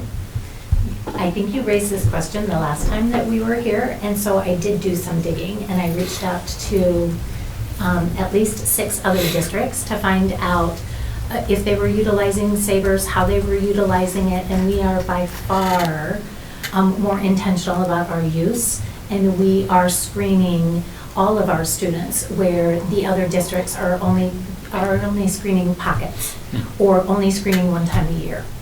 So we have that nice 3-year comparison, and there are some hypotheses about what happens in the spring. We're at the end of the year. We're tired.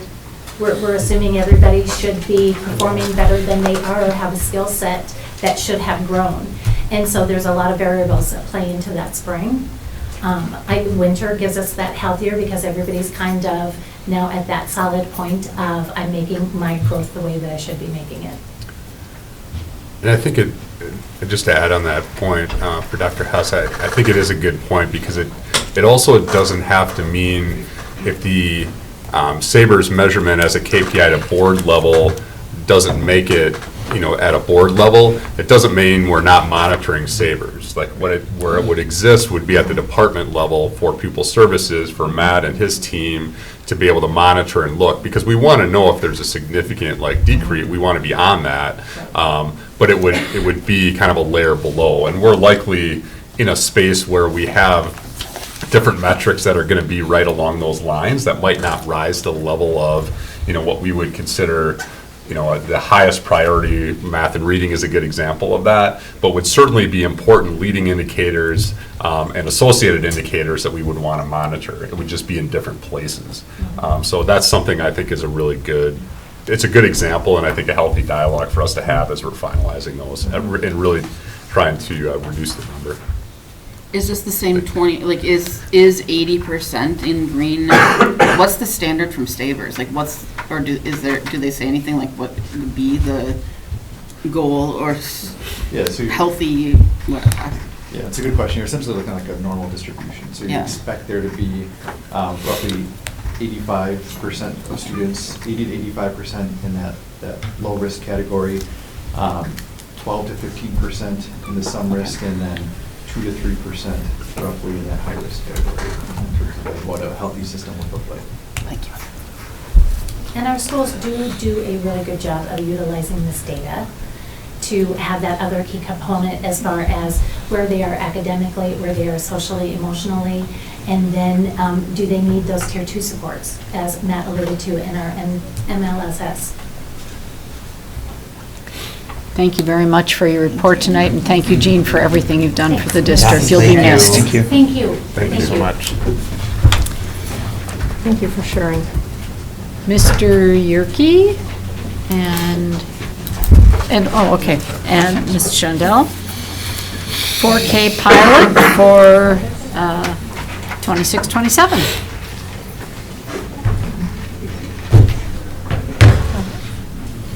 Good evening, board. Before we get started with the 4K pilot, I just want to take an opportunity to recognize Principal Schendel over here on a recent award you may not seen on social media and throughout the district, but Administrator of the Year, so congratulations. Welcome, board. I'll go through just a couple of the major points, and then I think we'll just open it up to questions. You have the report. Our resident expert in 4K is here to answer any of those. I'll contribute as I can, but the 4K pilot initiative really came about for a couple of reasons. The Get Kids Ready initiative is a state-funded school readiness program available to eligible child care providers. We are not eligible for that program. We've also learned over the last, I would say, month and a half of going through this process is that there's a lot of uncertainty with this grant-funded program right now. The more we talk to local districts, our counterparts, our state legislators, there's a lot of uncertainty about what this is going to do to our partners, to our schools, to our communities, how long the funding is going to last. So I would say there's a lot of apprehension around districts that are entertaining this, communities and our child care providers. What we are asking is to pilot one section of full day 4K. And the pilot, the purpose for doing this is to get our feet wet, to dip our toes in the pool of full day. It's been a discussion. We knew it was eventually going to be a discussion. The Get Kids Ready initiative ramped this discussion up and really put a lot of people into a bit of a reactionary mode with it. Our discussions, if we pilot one section of this, we'll learn a lot about staffing, about costing, about curriculum, about our ability to do it and to do it well. So if and when the time comes, we do want to dive into full day 4K, we'll be prepared to do that. There is going to be a cost to do that next year, and that would be a $20,000 fee to rent the facility at Peace to run this one section. So there's a lot of details in the report. And again, Beth is our resident expert. She can speak to any questions you might have about what this pilot looks like, the intention behind it, the future of 4K. We can try to answer the best we can with some of the uncertainty that's out there. But any questions you have about this proposal that would need board action at the next board meeting? Can I jump in and just share a little bit of information as well? So incredibly proud principal of the Oshkosh Early Learning Program. And I was doing some math, my 18th year in the Oshkosh Early Learning Program. And super exciting. This is our 20th year of providing 4-year-old kindergarten as an opportunity for families in the Oshkosh community here. And really had it started as a universal intervention, an opportunity for all kids to have the opportunity to be ready to enter our school system, ready to learn and be socially engaged with the learning experience. And we have continued to perfect what that looks like over those 20 years. So the way that our program started actually was through a pilot option. So we actually had a 3-year running on-ramp with the state of Wisconsin to go from not providing universal preschool to providing universal preschool. And so I got to come on board the very first year that we were providing it as an educator. The very first year we were providing that as a universal experience. The first year we started with 2 classrooms, then the next year we added a few more, and by year 3 we were up and running. And what I know we've learned as a system is that it's really hard to refine and scale something if you haven't tried it yet, right? And so what I know our school does really, really well, our educators do really, really well,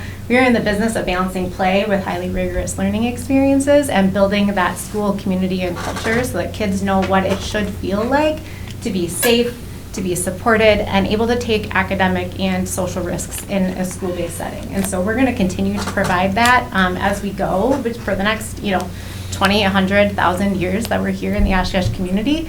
But what is important to us is that we continue to do that, not just to do it, but to do it well.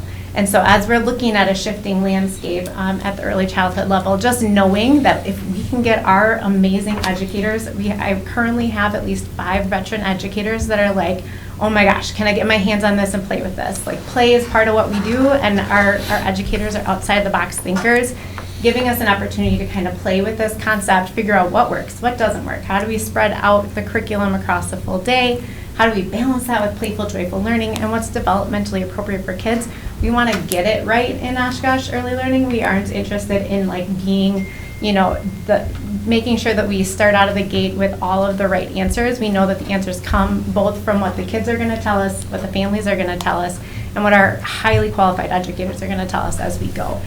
So the ask for the one section pilot is really to start to get our feet wet so that if and when the community of Oshkosh, the school district of Oshkosh thinks that some option for full day is important to consider, we're not behind the 8 ball with figuring out what works and what doesn't work. So we certainly are not asking this with any intention of going to, across the board full day 4K programming. We understand, respect, and appreciate that having high quality early care experiences in the community is incredibly important to not just us as a school district, but to the community as a whole. We want to continue those partnerships. We want to continue to support the organizations in Oshkosh that are providing that, and we just want to do what we do well, which is the grade level of 4-year-old kindergarten as an initial onboarding grade level for students as they enter the Oshkosh Area School District. So that's our hope with this in a nutshell, to give it a try and play with it and figure out how to do it well. Thank you. Can I ask one? Yeah, please do. So, I love I love the 4K program and Oshkosh Early Learning. And I know throughout your whole 18 years here, funding has always been a difficult challenge. I think it's important for our community to recognize that one of the factors in a hesitancy to move towards full day 4K is not only to make sure it is an academically appropriate use of children's time, but also that, am I correct that even if we do serve kids and families for full day 4K, our funding still remains as if they were half-day students because it is kind of incorporating more play? And I think it's just confirm if I'm right or wrong on that, and I just want our community to understand that that's a factor in some of these decisions right now. Yeah, so when you look at the minutes required, academic minutes required for 4-year-old kindergarten and kindergarten, they're significantly lower than the rest of the grades in the school district. And so currently the funding model is at 60% for 4-year-old kindergarten. Correct. I just made it Correct. 60%. And that's been the case for us in Oshkosh the entirety of the time. So whether you have kids that come for a full day or you have kids that come for a portion of that day, you're funded at 60%. And so that is certainly something that the early childhood world, school districts that are providing 4-year-old kindergarten have spoken to the state about and will continue to speak to the state about. But yeah, currently it is at 60% funding. Okay. Dr. Herzog? Thank you. As I interact with colleagues around the state who serve on other school boards, I hear a lot about 3K and 4K in other districts. So we are not on the cutting edge of providing 4K in our school district. But I do think it's a good idea to explore this. I also want to correct something I said at the last meeting. I referenced the origins of what I should have said was a 4K program for our multilingual learners, as we now call them, which originated because the district had been assessing students when they were 5 as they were getting ready to go into 5-year-old kindergarten in the fall. They moved that to age 4, and so the idea was they could serve students who had special needs in that year before entering 5K. But what we knew was that we would find at least 30 students in the school district, 4-year-olds, who probably had limited English proficiency. And so in order to help prepare them for success in school, we started a 4K program for our MLL kids and shared them if they qualified also for Head Start. So they would spend a half day with us and a half day in Head Start, and then they would switch it at the midday. So I just wanted to correct that we were serving 4K back then, but only MLL or ESOL students originally. Yeah. And I'm glad we expanded it to where we have it today. Dr. Hess? I think kind of going to what Molly was talking about, that going to full day means we are expending more effort and we're not getting paid for it. So effectively, we're not getting the additional 40% we would hope to get. Now, maybe that will change. I'm trying to understand the comparison here that I'm seeing, though, that I see in this report. We've got the 26-27, and then we got the 26-27 with full pilot, full day 4K. And I look at this, and it seems like we're serving 414 students in each scenario. And if I look at this, it seems like, oh, everything is roughly the same, except we're doing a full day of 4K. And my struggle is, I think when this was presented at Education Committee, it was presented in a manner where this was going to cost us something. And I think it does cost us something, and I think that's something that we as a board need to understand and consider that, where the way I'm seeing it right now, it looks like it doesn't cost us anything. And I look at this and I go, well, it seems like what you are recommending is, or what you're going to advocate for is, we want this pilot full day 4K program. And so we're going on that side of the column here. And I look at that side of the column and say, well, there's 16 sessions at 21 to 22 students. And I go, well, if we're okay with sessions of 21 to 22 students, why aren't we okay with sessions of 21 to 22 students in that comparison column? Where instead, there we're saying there's 18 sessions at 20 students. And so it seems like a fair comparison would be that those 18 sessions, if we didn't do the pilot 4K, should also be 21 to 22 students. And that would give us an additional 36 FTE at 60%. We're giving up roughly $180,000 by not going that way. Now, that's just some rough math, but basically, I think what you can say is, why are we showing in comparison where it looks like we're serving the same number of students, where we're just arbitrarily cutting down the number of students served in an individual session, when we don't have to do that? We could serve more students in that other approach. So, Doctors, thanks for asking that question. What we talked about when we came to speak in committee was it was a little different plan, and it was more expensive. And so what we're looking at right now is, how do we navigate the opportunity to do a pilot within the staffing confinement that we have right now, so that we're not looking at a significant increase to the budget, and taking that and balancing that with what it can look like in the future. So as we navigate moving forward, part of what we had planned to start to figure out was partnering with the rec department, partnering with other organizations. What does full day programming in 4K look like? And I think that is still a big part of the conversation that we will continue to have. We also have our basic needs grants to kind of help us collaborate with the community and with other stakeholders within the district to navigate what that looks like in the future for next year. What we're trying to do is, and you're exactly right, this is the same number of students, and trying to show and outline the difference of, it really is going to be 1 or 2 students difference if we add the expense of the $20,000 rental. The target enrollment in a 4K classroom for us is around 20 students. That seems to be our sweet spot. The benefit of running a pilot full day program and figuring things out, my recommendation would be that that's worth navigating what does a year at 21 or 22 students look like, and then figuring out not only how do we set up the day structurally, what will the curriculum look like, how do we staff that, but also getting creative with, and then how do we either bring in revenue by offering this? What are the opportunities to bring in revenue, or partnerships that already exist that allow us to do this within a school system and a school building wisely from the financial end of things?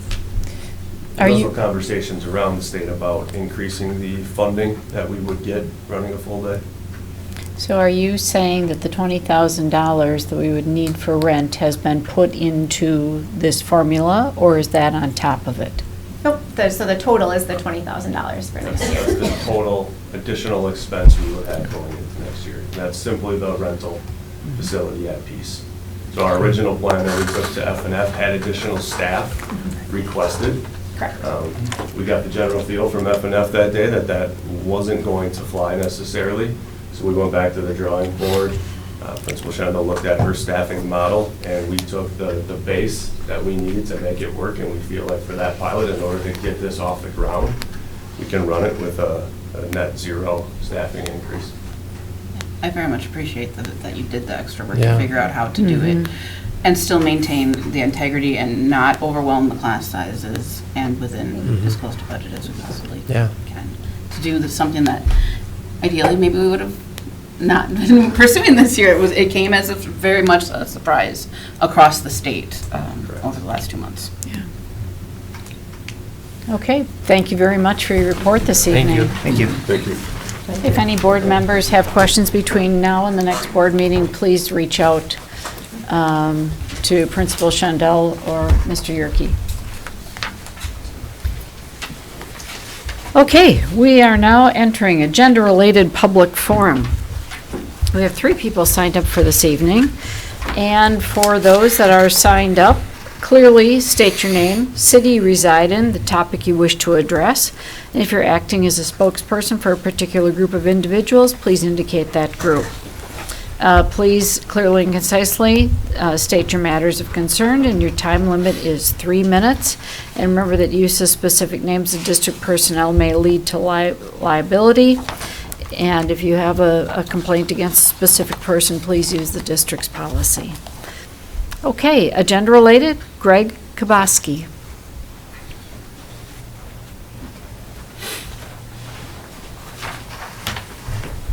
Thanks for hanging in there with us. My name is Greg Kaboski. I reside in Oshkosh, and my concern today is regarding staffing changes for next year, specifically regarding the music department. I teach band at Val Phillips Middle School. I absolutely love my job. I have an amazing group of students that I have the privilege to make music with every day, and I feel very proud of the program that I've built at Val Phillips. I truly have a hard time seeing myself do anything else as a career, and I could really see myself retiring here in Oshkosh. However, I find it really discouraging when I don't feel secure year to year from decisions made at the district level. In December, you heard from many members of the community, staff, and students about the importance of the music department in the OASD and the impact that it has. The issue in question in December was regarding requiring encore teachers to teach the 6 out of 7 periods in those encore departments. The concern was that if staff were asked to teach more hours and staff were cut from those encore departments, it would put more strain on the remaining staff, which would in turn lead to less public-facing events and lessen the quality of instruction in the classroom. The board instead voted for the district to use formula-based staffing under the guise that it would avoid those issues, and instead it is leading to the same result. We are having music department staff cut, and many remaining music staff are asked to travel between buildings or take on larger class sections. This will lead to less public-facing events due to more workload being put on remaining staff members, such as like Bandorama, Oshkosh Sings, Night of 1000 Strings. The traveling staff members spread out amongst multiple buildings will have less time to build up programs and will just have enough time to travel and do enough to provide students the bare minimum. One of the music department staff cut is my colleague at Val Phillips. He currently teaches a portion of the 6th grade band, all of the 6th grade choir, and adaptive music. He has been an amazing asset to our music department, and his teaching has definitely been a contributing factor to the growing numbers for next year. The 7th grade band is projected to have the highest numbers I've had in my time at the district. Without him next year, 2 other staff from other buildings are being asked to travel between buildings and cover those sections. Although the staff members are incredible teachers, and I'm sure they'll do a wonderful job with what they are given, this puts a strain on planning as they are being stretched thin, and that is not fair to our students. My main concern moving forward is how does the district value the music department? Are we show ponies or an asset to draw people into our district? Are we glorified babysitters or valued educators? Of course, every decision we make as educators is what's best for students, but please don't forget the adults that work with our students every day. Teacher burnout is very real. Don't be the reason that drives out fantastic educators that need to be in front of our kids. On behalf of music educators everywhere, don't forget that we are also qualified educators that provide valuable education to our students. And just because our subject isn't on a standardized test, that does not make it any less important to our students. Thank you. Thank you very much. Could I ask a clarifying question, please? Sure. Thank you. I believe I heard you say that the projection is to send 2 other band teachers to Bell Phillips next year. Is that correct? One band teacher and 1 choir teacher to cover those, because Okay. the staff member in question taught both band and choir. Thank you. Thank you. Thank you. And Ted C. Williams.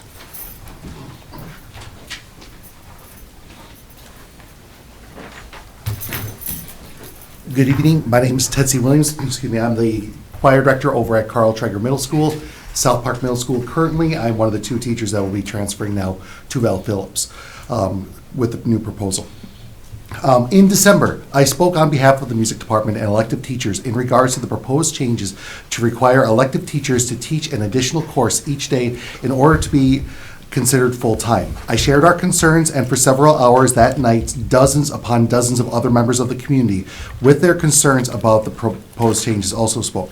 That proposal was struck down by the board, for you heard the impact the performing arts have on our community and the importance it is in retaining students in our school district.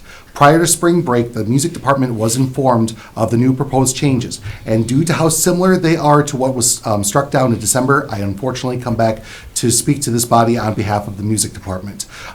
We have many of the team with us tonight. Some of them actually just came from fitting students for their instruments for next school year, and so they've had a very long day, and it's wonderful that they were able to join us as well. Those that are not here are actually teaching as I speak. The 6 through 12 music department met during spring break to discuss as a collective on the changes to the department, and on April 1st, the secondary music department shared our concerns and cited examples about the new proposed plan via letter to the sent to the administrative department and the school board. The reduction of 3 members throughout the K through 12 music team, additional duties being added, and class sizes were just some of the concerns that we shared. On April 2nd, members of the secondary music department met with school administration to discuss our concerns. It was expressed by administrative staff and was appreciated by the music teachers in attendance that our district is facing a very difficult financial situation and adjustments needed to be made. And we are fully aware that we are not the only department that is currently facing these issues. The concerns that we still have following the meeting, however, are 1, how are changes being made? 2, are major changes going to be an annual occurrence moving forward? And 3, is there a strong understanding of what impact those changes have, not just to us on a personal level, but the output of what our department will be able to provide the school district? It has been said numerous times at this board that we need to run more like a business. If I may use that analogy as it relates to the music department, we are your sales team, your marketing team, and the product itself. As a department, while there have been changes within the school district, we have exceeded enrollment numbers, engagement, and producing an award-winning quality product. If retention and enrollment is a top priority of this governing body, is it logical to be targeting this team in an effort to generate short-term gains but negatively impact the department in the long term? We completely understand that these are difficult times and difficult decisions do need to be made, but we also know that every student-facing department is facing similar situations.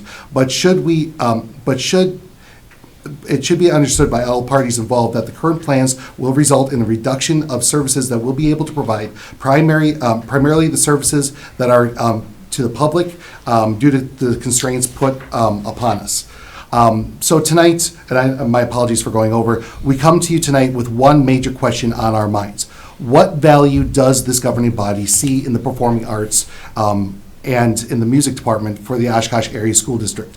Does the school district see the value of quality programs in which we produce to see as a key reason of why students and families remain enrolled in our district? Or do you see us as something that anyone can do with individuals that are interchangeable or disposable?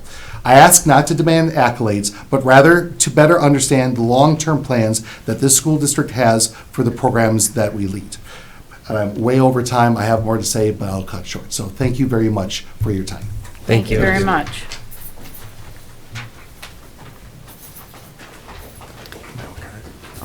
Malachi Flynn? Nice job. Had some help.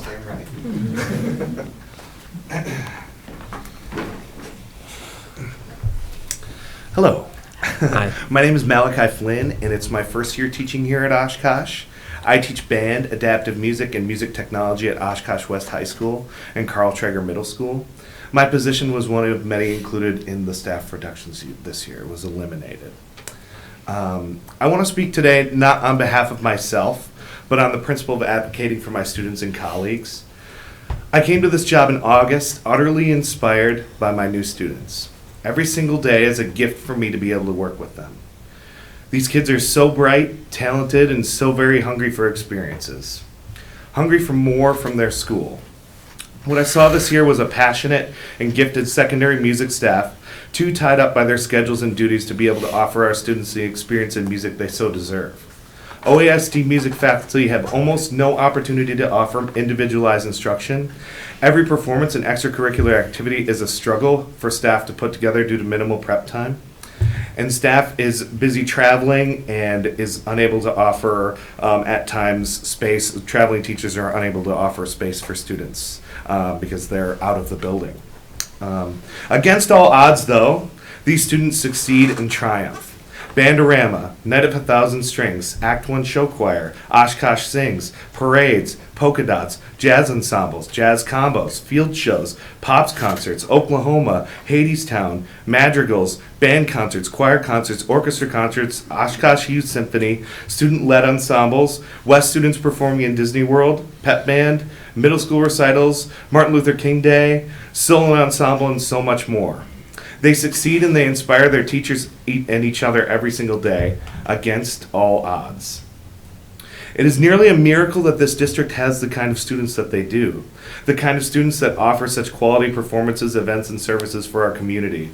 This district is surviving off of the backs of our hardworking and passionate students, and the Students District does minimally to return the favor. We talk about these students in terms of numbers more often than we talk about who they are as people and what they want to accomplish. It is in my experience at OASD that even when numbers grow and student engagement grows, success is not rewarded. What these students have are not luxuries, they're absolute bare minimum essentials. And little by little they're being stripped away.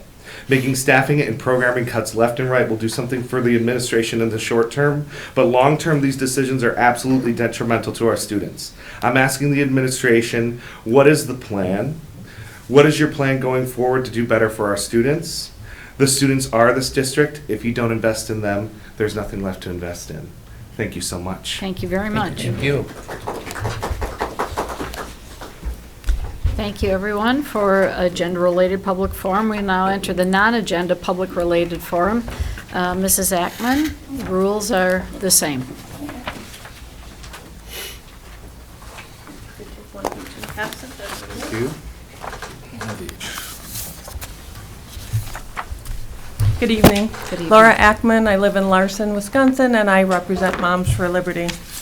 I'm asking for the school board to adopt our AI proclamation and to review and consider adopting our AI school board model policy. You may be sitting here thinking, why would we consider these important documents for Moms for Liberty? Our organization has been working on AI strategy and documentation for over a year. Our CEO, Tina Duskovich, was invited to the White House last year, where she sat next to CEO of Google and IBM and others to weigh in on artificial intelligence and education policy.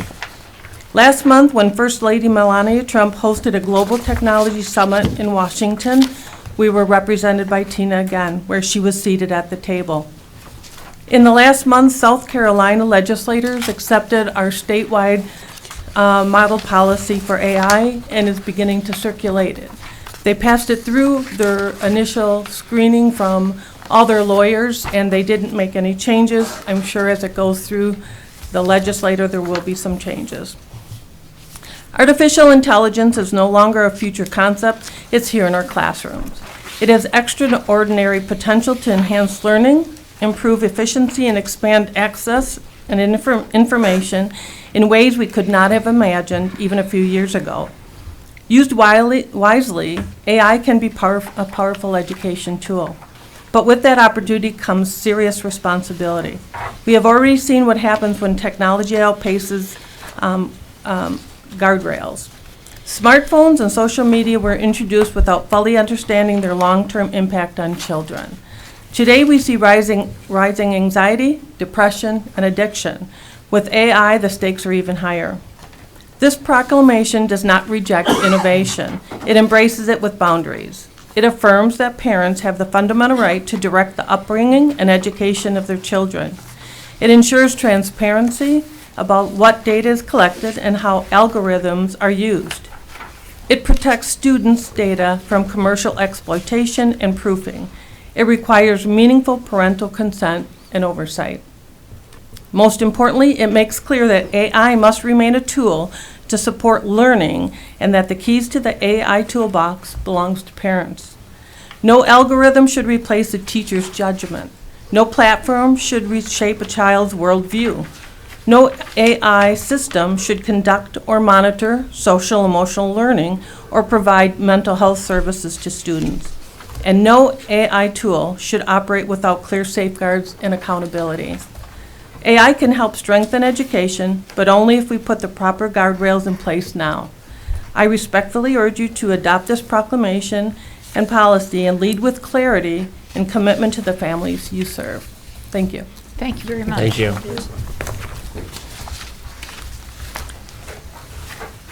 That concludes our public forum for this evening. We'll now enter workshop, Strategic Plan 2627. Dr. Davis, Dr. Hess, and Mrs. Perry. Yes, and I'll have Dr. Coleman also come up with Ms. Dr. Perry, Coleman. To have our workshop tonight. So first of all, I wanted to start with just a reminder and a flashback, if you will, to the work that we're doing, building out our 5-year strategic framework, which will roll into our annual strategic plans.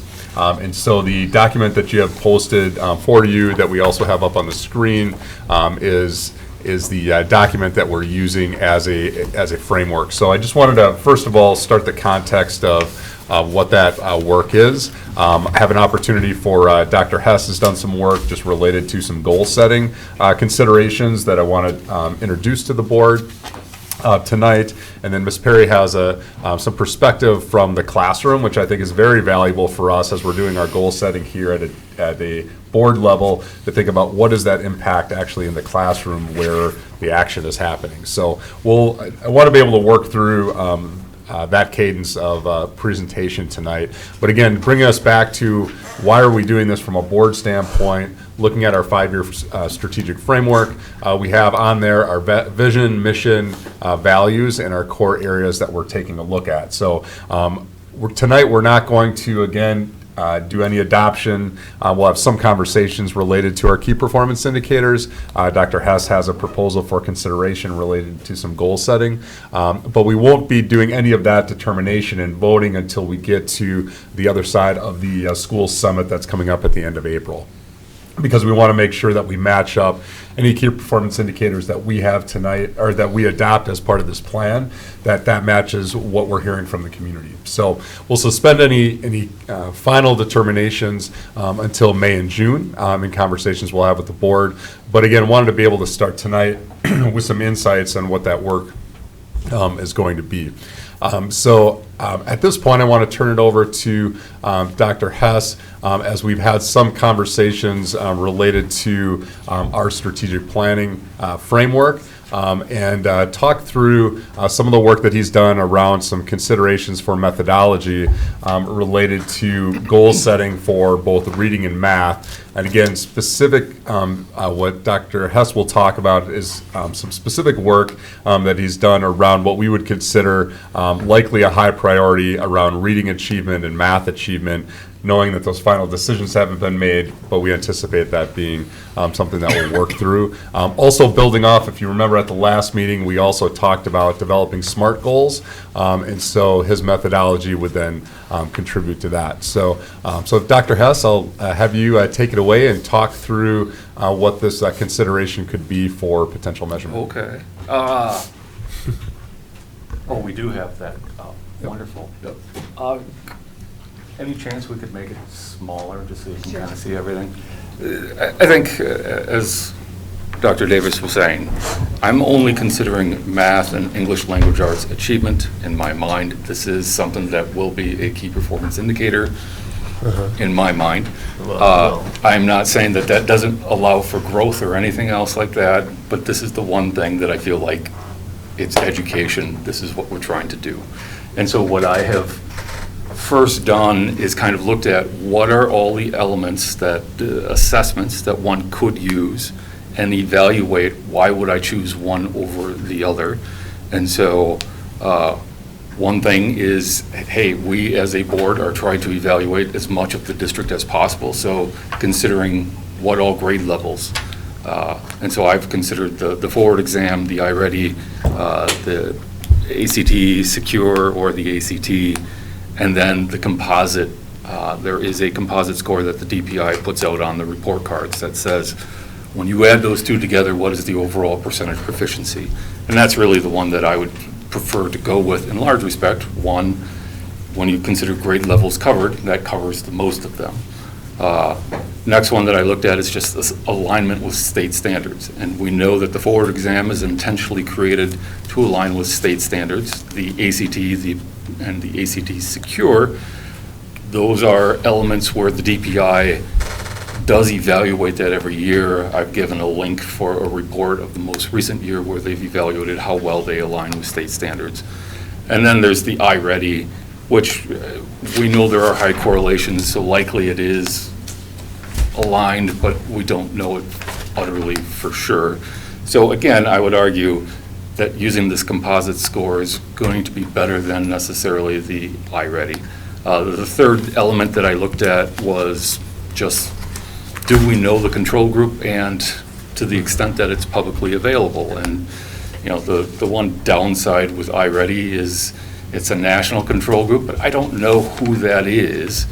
And is it publicly available? Well, we can ask for it, but it's not easy to go up on the website. And I think Molly asked the question in the Education Committee, is this a Tim and Mike Ford publicly available because we're data geeks and we can find out anything? No, this is right on the report card. So it is perfectly publicly available. So I like it in that respect. And then the final thing that I considered at the very end of it is whether it's an adaptive assessment, and I don't really mind whether something's an adaptive assessment, but really it's a question of reliability. And that is, you want to know that if you give someone an assessment and they score something, that if you were to somehow magically give it to them again, they would score roughly the same thing. That's this concept of reliability. And adaptive assessments, while they allow for shortened assessment periods, that's a great thing. What you sacrifice then is reliability measures. So in that respect, I look at all this and I say, when I consider all these reasons for the different assessments, which one would I choose? I really think using the DPI composite is the thing that makes the most sense for us. Then, if I could go to the very last one, I'm going to take it that way. This is what I propose, is that Can you we make that use... a little bigger? What's that? I just want to make that a little bigger. Make that a little there bigger, we go. yeah, that's awesome. Thank you. So my proposal would be that we start and say for each year it should increase by 3%. But then I also am allowing for an alternative goal where if we don't see that, we would go in and we would run a regression that allows for changes in demographic factors, whether that's economic status or race or disability status, whatever we want to do. Because it is possible that those things would change and we're not going to see the change on the overall table So we're going to go in and run a statistical test to make sure that, hey, we didn't achieve the goal at face value, that maybe we achieved it, but we're just not seeing it. So then, if we could back up one, these two graphs here, if we could go to the math one, this is what everybody has done this last year. This is the entire state. And the red dot here is where we were at in Oshkosh. And what I put in there, what I called out was, we have, I think, the 12 large districts that we believe are reasonably comparable. Where are those in the state? So you get a sense of, I got down at the bottom, the Y1, Y2, Y3, Y4, Y5. This is what would happen if we increase by 3% over the next 5 years. So is it possible? Yes. Yeah. So I believe it's an attainable potential goal. This is what it's like in math. It's reasonably similar in English language arts. And then if we go to the next one above, so those are kind of an assessment of whether I think it's possible given the data. And then there's that question of, well, okay, if we didn't see it, I am proposing a statistical regression, and then there's the question of, well, if you're using this regression, what is our sample size? How many subjects, how many students are we going to have taken this assessment? Roughly 6,000. And how much statistical power do we have that we're looking to be able to detect a difference here?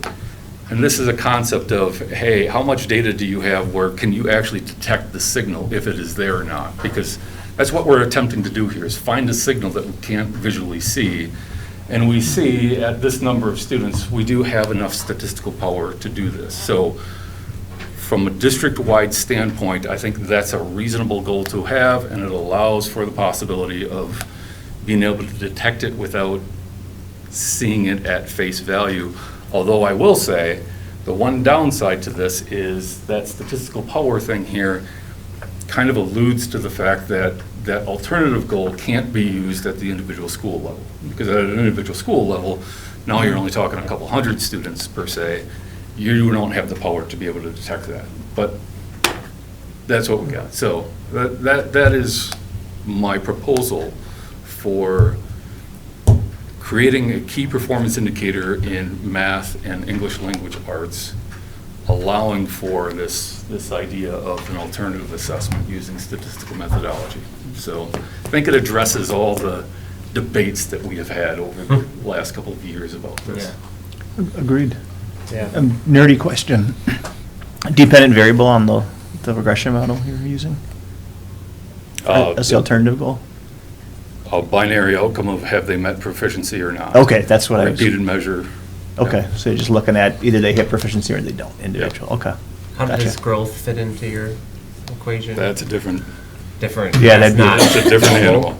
That is not this. We will tackle that. Yeah. Okay. That is not here. Okay. My question, in the past, Tim, you haven't been very keen on using a regression or realizing that there may be differences. It's kind of, we didn't hit it, bang. And so now you're saying that you would recommend that we do look at some of the factors that may influence our score? No, I'm saying that when I looked at those results, I didn't see a big enough change from year to year to think that it's going to achieve this sort of result. That's what I'm suggesting. I've never had an issue with doing this sort of thing. I've never had the data at an individual subject level like Mike had asked for to be able to do the regression. But I've done this long enough to be able to look at, hey, here's what changed from year to year. Is that enough to meaningfully change that? And my opinion was it wasn't. So that was my angst before. But I'm throwing it out. I acknowledge that that's a possibility. And so I want to, if we're going to have an accountability system with key performance indicators, it should allow for it. I acknowledge that. All right, thank you. Yeah. Dr. Well, I was just going to ask, I mean, Dr. Coleman or Dr. Davis, too many doctors in the room with no medical experience. Nobody can cure anything. There's also other doctors in the rooms who don't get to get called doctors, just to be very clear. This is true. This is true. I don't really care to be called a doctor, I'm pretty nervous. But you're the type of doctor with earning potential. That's what's different compared to myself. The 3%, I mean, do you feel that's a reasonable thing? Dr. Hess and I had, I would say, robust discussion about this proposal, both at the most recent Education Committee and prior to that by phone. I support this proposal. I do think that the expectation that we have an increase of at least 3% annually in proficiency is reasonable. Many other school districts, both in Wisconsin and around the nation, set very similar goals. I think in earlier conversations we talked about 2.5% to 3.5%, and I think where Dr. Hess landed with this proposal is, I support this. Yeah, and I appreciate the acknowledgement of, part of the danger in doing a 5-year strategic framework is you get 2 years into it, and you're so far if we do end up short, you're so far beyond for year 5, it just becomes a moot point. Whereas, sticking to this methodology, we'd have the opportunity to make an adjustment because we know we have to make progress, right? And so it allows for, if there is a stumble, to be able to kind of recalibrate that and have a agreed upon methodology to be able to do that, right? That's transparent, that we can come to the board with, and truly get a good, strong 5-year run. Ideally to be able to, our expectation is to be able to get to that 3%. But we want a strong run at this, for 5 years and have something that's dependable. So in that regard, I would support this, as a consideration as we would get to that on the other side of the summit. Well, I love it. I mean, for what it's worth. I mean, and thank you, Dr. Hess, for putting this together. I mean, and the reason I asked you guys this question because, I mean, to actually get this type of change, we have to overcome, I call it the circular firing squad, but, right, we have way too many divisions in this community and in this district, but to just get some alignment into what we're measuring and why we're measuring it, making sure everybody buys into it is a really big deal. Yeah. So thank you, Tim. Yeah, thank you, Tim, for putting this together. Appreciate it. It's huge. So what I wanted to do then is, and again, this is a consideration that we'll come back to in May. We think an important bedrock because we wanted to be able to winnow down from our key performance indicators. But if we can go back to the original strategic framework, because I wanted to be able to provide just some quick perspective on how we're using that framework as we would move forward. Because I think there's been a question of how is this going to be different than what we've done before. So if we scroll down to the bottom of the first page, that table. So this would be, again, this isn't concrete, but this would be an example of what we would look at of how this would land in our key performance indicators if they were adopted. And I'm using the 25-26 baseline as assuming that we scored the same as we did last year, so that that number could fluctuate, if you will. But what I did was just took Dr. Hess's proposal for 2030, 2031 as our 5-year goal, and then what we had last year as our latest baseline. And again, this is for our forward testing and ACT testing proficiency that shows up on the report card to show that we'd go from baseline and march to that 5-year progression. So if you look at that document right now, what we would do after the 26-27 results would come out is we would have those numbers that would be put in there. So ideally, for example, for language arts, looking at a 3% increase would be 48.5%. If that's the mark that we hit, or we're beyond that 48.5%, then that box would be green. If we're short of that mark, and we'll have to figure out what the range of yellow would be, kind of an in-between, didn't quite get there but made some progress, and we'll have to determine that as a board. That number would be there, so maybe let's say that we only made 2% growth, that would be 47.5% of an increase and that box would be yellow. And if we stayed the same or decreased or went within whatever range we feel is a red range as a number, so say we just got to maybe 46%, we feel like that's not enough, that box would be red.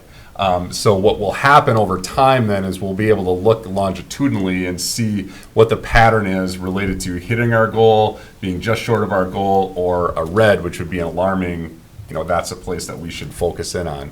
So we'd be able to see that over time as an initial page to our strategic plan. So the top half being core values, vision, mission, the bottom part being our highest indicators that we'd have just in a one-page look, and you'd be able to look at a 5-year strategic framework in that one setting. So that's what the proposal is, just like in real time, and that's very different from what we're looking at, what we have right now. The idea is that we would build out then our whatever key performance indicators that the board agrees on. We're trying to winnow that down to 5 to 10 types of measures, and we would have those indicators be underneath what these would be, just as an example. We can shorten up the titles, and I'm sure we can do a lot with just making this design look better. I don't think Katie loves this design, but this is my I'm putting a table together just to get something down in writing. So we'll fancy this up a little bit, but I wanted to be able to take from a concept that we've talked about and apply what Dr. Hess's consideration would look like actually in this document. Does that make sense and kind of see where things would be placed as we go? I mean, I like it. To some degree, I feel like this is deja vu a little bit, because I feel like I'm glad that we have bipartisan or support from both Mike and Dr. It's Dr. Mike too. Dr. Mike and Dr. Tim. But everyone. I'm trying, in my mind, I'm thinking this just reminds me so much of what we did 4 or 5 years ago. Do you know what I mean? Yep. Even the numbers. I think we even picked 3%. Right? No, it was a higher percent. Yeah, it was 5%. It's in policy. Yeah, and we put it so in my mind, right? And from what we've talked about, we need to be hitting what numbers we decide on. Yes. I mean, we've been down this path with goal setting in this way before. So, I mean, you guys are comfortable with it. I'll push back a bit there, Chris. So just maybe we had the goal. Was it part of the culture of our board? It was never mentioned to me by anyone when I got elected. I mean, that was not a guiding. Okay, Mike, I'm going to push back to you. Yeah. Come on, have you not been hearing about literacy goals and making growth and 3 and 5% growth or trying for? Have you not listened to your friend me for the last 5 years and people on the board and Dr. Coleman? And I'm sorry, I don't understand how you're saying that this hasn't been a clear priority.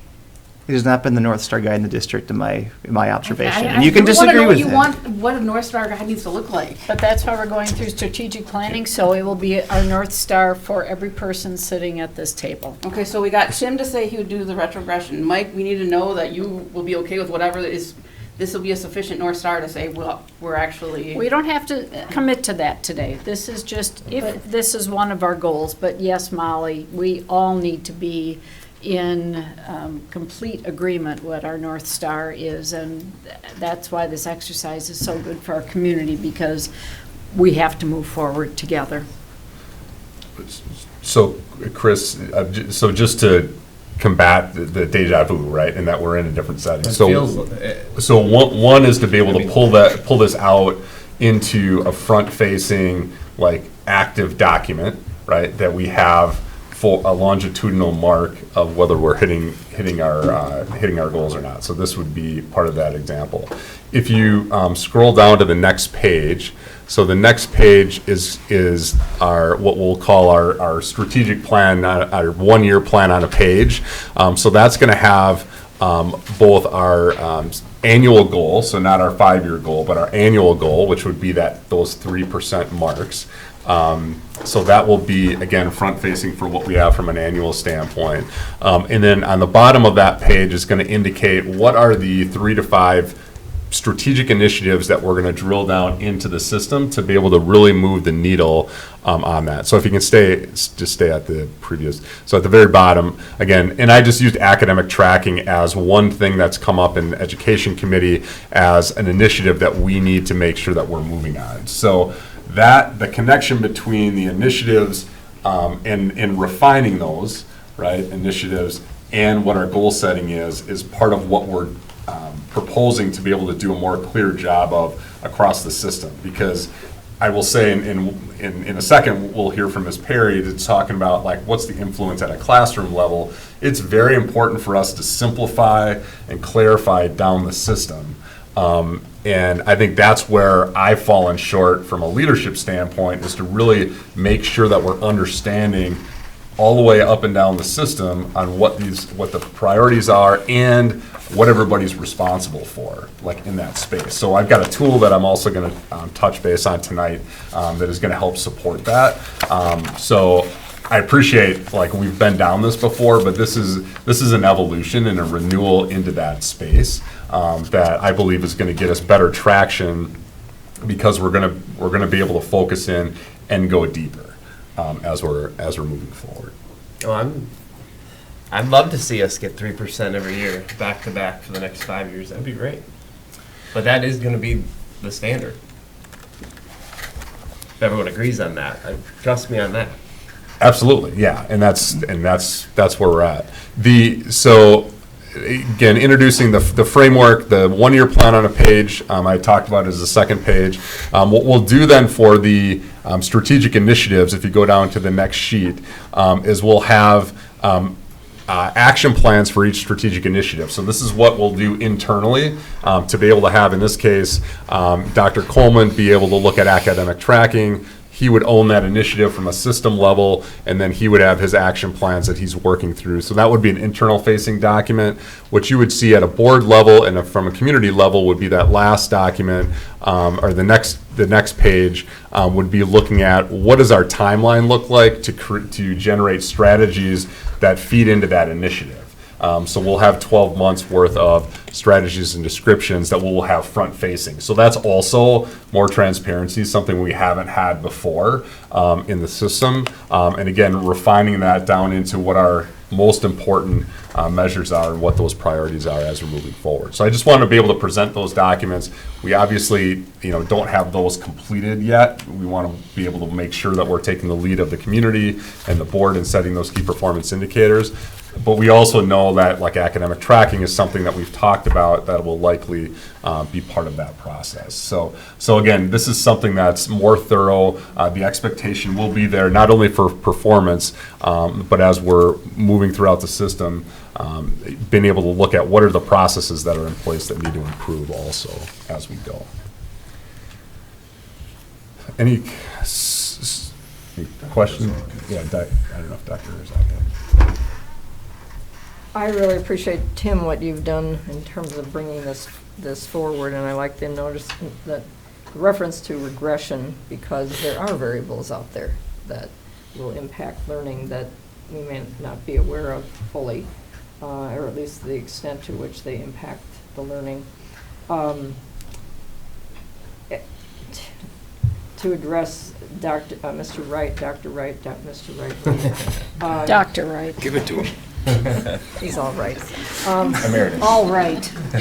Emeritus. I really like the focus that this brings. I like the visibility that this brings, and ultimately the accountability. I think reflecting back on my own journey in terms of evolution of where we are in terms of setting goals, I don't think I fully understood what it was going to take to move this district successfully into the realm of the science of reading.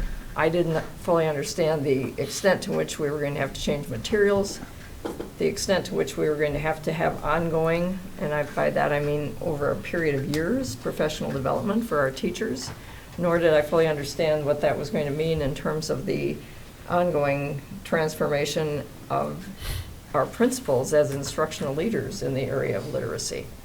I learned earlier this semester that it was going to take training of our principals, multiple days out of the schools, and thousands of dollars for that training. So I think we had good intentions when we stated that goal in the policy some years ago, but I don't think, I'll just speak for myself, I don't think I fully understood what it was going to take to get there and how that was going to all evolve with other initiatives that we had going on in the district. So just taking literacy, I think that was a shortcoming on my part.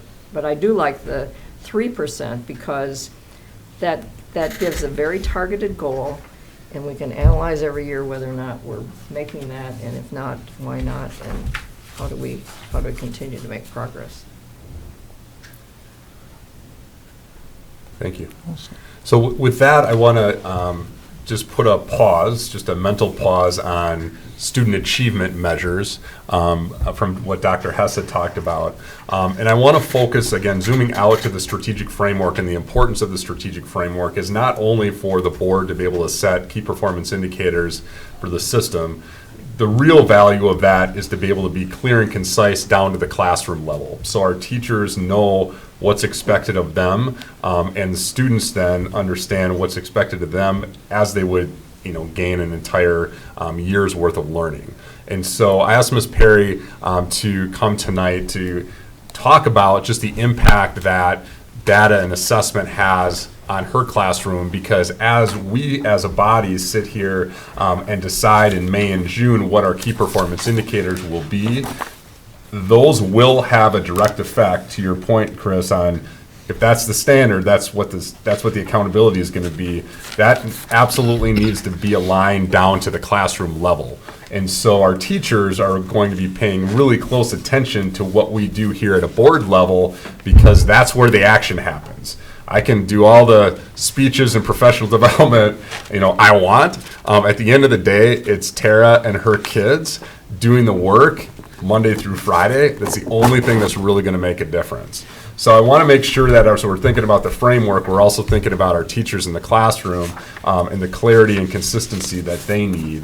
What Tara's going to provide is going to be the potential other consideration for our reading and math goals, which would be around growth and potentially the use of the iReady assessment, something that we've talked about quite a bit here. But I thought it would be helpful for Tara to be able to provide some perspective for the board and the community, what it's like from a teaching standpoint to be able to use data on a regular basis to really inform instruction and get to high levels. And as you would look at Tara's data, which we won't do community-wise, but I can assure you that that students are making significant progress there, and it's due to her leadership and the skills that she's been able to develop over years, and more recently using the iReady data to be able to be just the best instructor that she can be. So, Tara, I'll kick it over to you just to provide some perspective, again, for the board on use of data and how you can see that maybe playing out as part of a continuum from your classroom up to the key performance indicator at a district level. Sure. So first, the reason why I am focusing with iReady is because I can't use the forward exam. Whether you know this or not, we take the forward exam in the spring. Currently, Oakwood hasn't taken it yet. We take it next week for 2 days, and we don't get the data back until June. So as a data point for me as a teacher, it doesn't work until it's an end of the year assessment, so I can get that data in June and I can see, yes, my kids are proficient or advanced, or they meet or they don't meet, but it's not something I can use throughout the year to plan and to do things with. So that's why I'm focusing on the iReady. So that's why these are my slides. Also, when you look at these slides, this is just a snapshot of my class. I do have 24 students in my class, but not all 24 are pictured in any of the slides, and all of the names have been removed, so for data privacy reasons. So the first slide that you're looking at is my fall iReady data from a group of students. As you go across in the row, each one of those is one student. So when it says early 3, that's one student who was performing at early grade 3. PA stands for phonological awareness. You'll notice that none of those students were assessed. We typically stop assessing phonological awareness at grade 3. It's usually a K1 thing that we assess in, so that's why it says not assessed. They've surpassed that, they don't get assessment in that. The next one is just phonics in general, then high frequency words, vocabulary, comprehension literacy, and then comprehension information. We do iReady assessment in the fall, winter, and spring. We have yet to do our spring data, but when I get this information in the fall, I deep dive into every single one of my students and I look at it as a class as a whole. The thing that I take this in the fall is I look at, here is my baseline. This is where my class is currently. What are they missing skills in? So when you look at kids in the red, those are kids who are performing below grade level or significantly below grade level. Students who are yellow are just slightly below grade level, and green could either be on grade level or above. I also look at, what do students have in common? So can I make strategic groupings out of them? Are there skills that they're missing that I could group them strategically in a certain way? Are there skills that they all have that when I look at my future planning, I can lightly go over that because, hey, we've already got that and I can implement something else in its place. And then I also use that to set goals for them and myself. So that's really what I look at in the fall as just like a whole kind of class big picture. The other part of that, when I look at that in the fall, I will just, when I deep dive into just like one specific student, I will look at each student individually. Also, sorry, the little boxes cover up each student's name just so that you know that the boxes aren't covering up important information. It's just their name for data privacy. I deep dive into each student to, again, go like line by line. What can they do? What skills are they missing? And how can I help them? This helps me plan, again, small group instruction. This helps me plan, honestly, it helps me plan seating charts. So like when I do my purposeful partnerships, whether it's CKLA or math, because I can do this for both, who would make a good partner? Whether you're putting the like and like together, you're putting unlike partnerships together. Do you have a kid who is really good at the literacy comprehension but isn't so good with the informational? You partner those kids together because they can help each other out. So this data really helps when I strategically plan all aspects of my day. I thought I was a data nerd, but not clearly as big as Dr. Hessen, Dr. McCook. So I apologize, but I do really appreciate the data that I get from this. And then I do the same thing again when I get this data in the winter. I do this over and over again. Winter, spring, fall, this is how I track my kids. I keep spreadsheets, and the other really nice thing that iReady helps do is there's different reports that you can run in iReady. This is another report that we can get from iReady that helps me. So when we talk about growth, and that's really important for me, and I think while proficiency is very important, I also think growth is very important. And so this is our fall to winter growth. Again, it's just a snapshot of my students. When I look at growth of students, the expectation from fall to winter is you would want your students to have at least 50% growth by winter, because by spring you would want them to have 100% growth. Because my goal for my students is that 100% of my students make at least 1 year's growth in a year, regardless of where they started, whether they were below grade level or above grade level. That should be everybody's expectation. So when I'm looking at this, and I can see in the very first column, the percent progress, yes, some kids made exceptional growth, and down below you can see how it ranks, that it goes down, that like we've made less and less growth. Yes, they've made really great growth, but then I look at that and I'm like, okay, so what can I change for them? What do I need to do differently? Do I need to strategically group them differently? Do I need to do some different partnerships for them? Do I need to plan things differently? Do I need to change my instruction a little bit? How can I help them grow more? Because clearly something I'm doing really well for the kids at the top is really working, and I want to replicate that to help that trickle down to the kids who aren't growing at 295%. Can I ask a question? Where it says baseline placement and scale score, Yes. is that fall? And then the one to the right is the winter? Is that the comparison there? Yes. So the last two columns? Yes, so from in fall, like, so if you're looking at the very top column. Yep.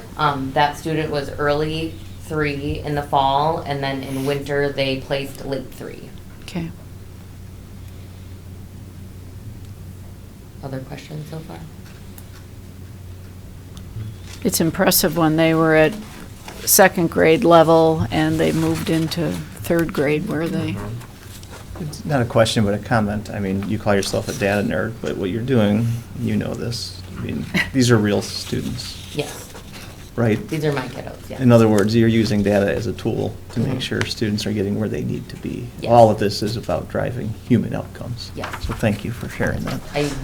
I look at this, I use my data weekly. I purposefully plan around the data that I pull from my Ready every single week. And so then that leads to this. Sorry, just to pause there, Chris, again, getting to where we're headed and where we haven't reached yet is getting that consistency across the board. What Tara's talking about is the expectation for classrooms across the system. We need to build into that, but the tools are there to be able to do that. So thank you, Sarah. So in our literacy program, we have built-in literacy targeted practice time. So that's time during my day where I meet with one-on-one students or in small groups. And so part of that time, I meet with students who are on PRP's personal reading plans. And then the other part of that time, I meet with students who, when I was doing my deep dive, were either missing skills, or when I look at my students who are advanced, who need a push and need more skills. And so when I look at this is one of the things that I can pull from my Ready. At the top it says identify main idea. So when I look at this, and again, the bottom, I've cut off their names, but it says 13 students have already mastered being able to identify main idea. It shows me 8 still need additional support, and 3 need support in decoding, meaning they're not ready at all yet for main idea. They're still needing support in decoding words. Specifically, these ones were decoding like CBC words because that's where they were at. So when I look at this during my weekly planning, those 3 kiddos happen to be PRP kiddos, so I already know that. That's what I'm working with on them anyway weekly. But the kids in the yellow, then I'm strategically planning my group around doing main idea stuff with them for the next week or 2. I will do a check-in with them at the end of the 2 weeks. Have we met the skill of being able to identify main idea? If we are, great. I will look back again and I can use that drop down and I can pick a new skill. If we have met the idea, pick a new skill. If we haven't, then I will do main idea again. And then because of picking those different things, it will change and it will show me students ready to go, students who need support, and students who need additional support. And so every week I look at this to plan my groups. So my groups constantly change, they are flowing, they don't stay the same. The only thing that stays the same are my kids who are on a PRP because that has to stay the same. Are you, sorry.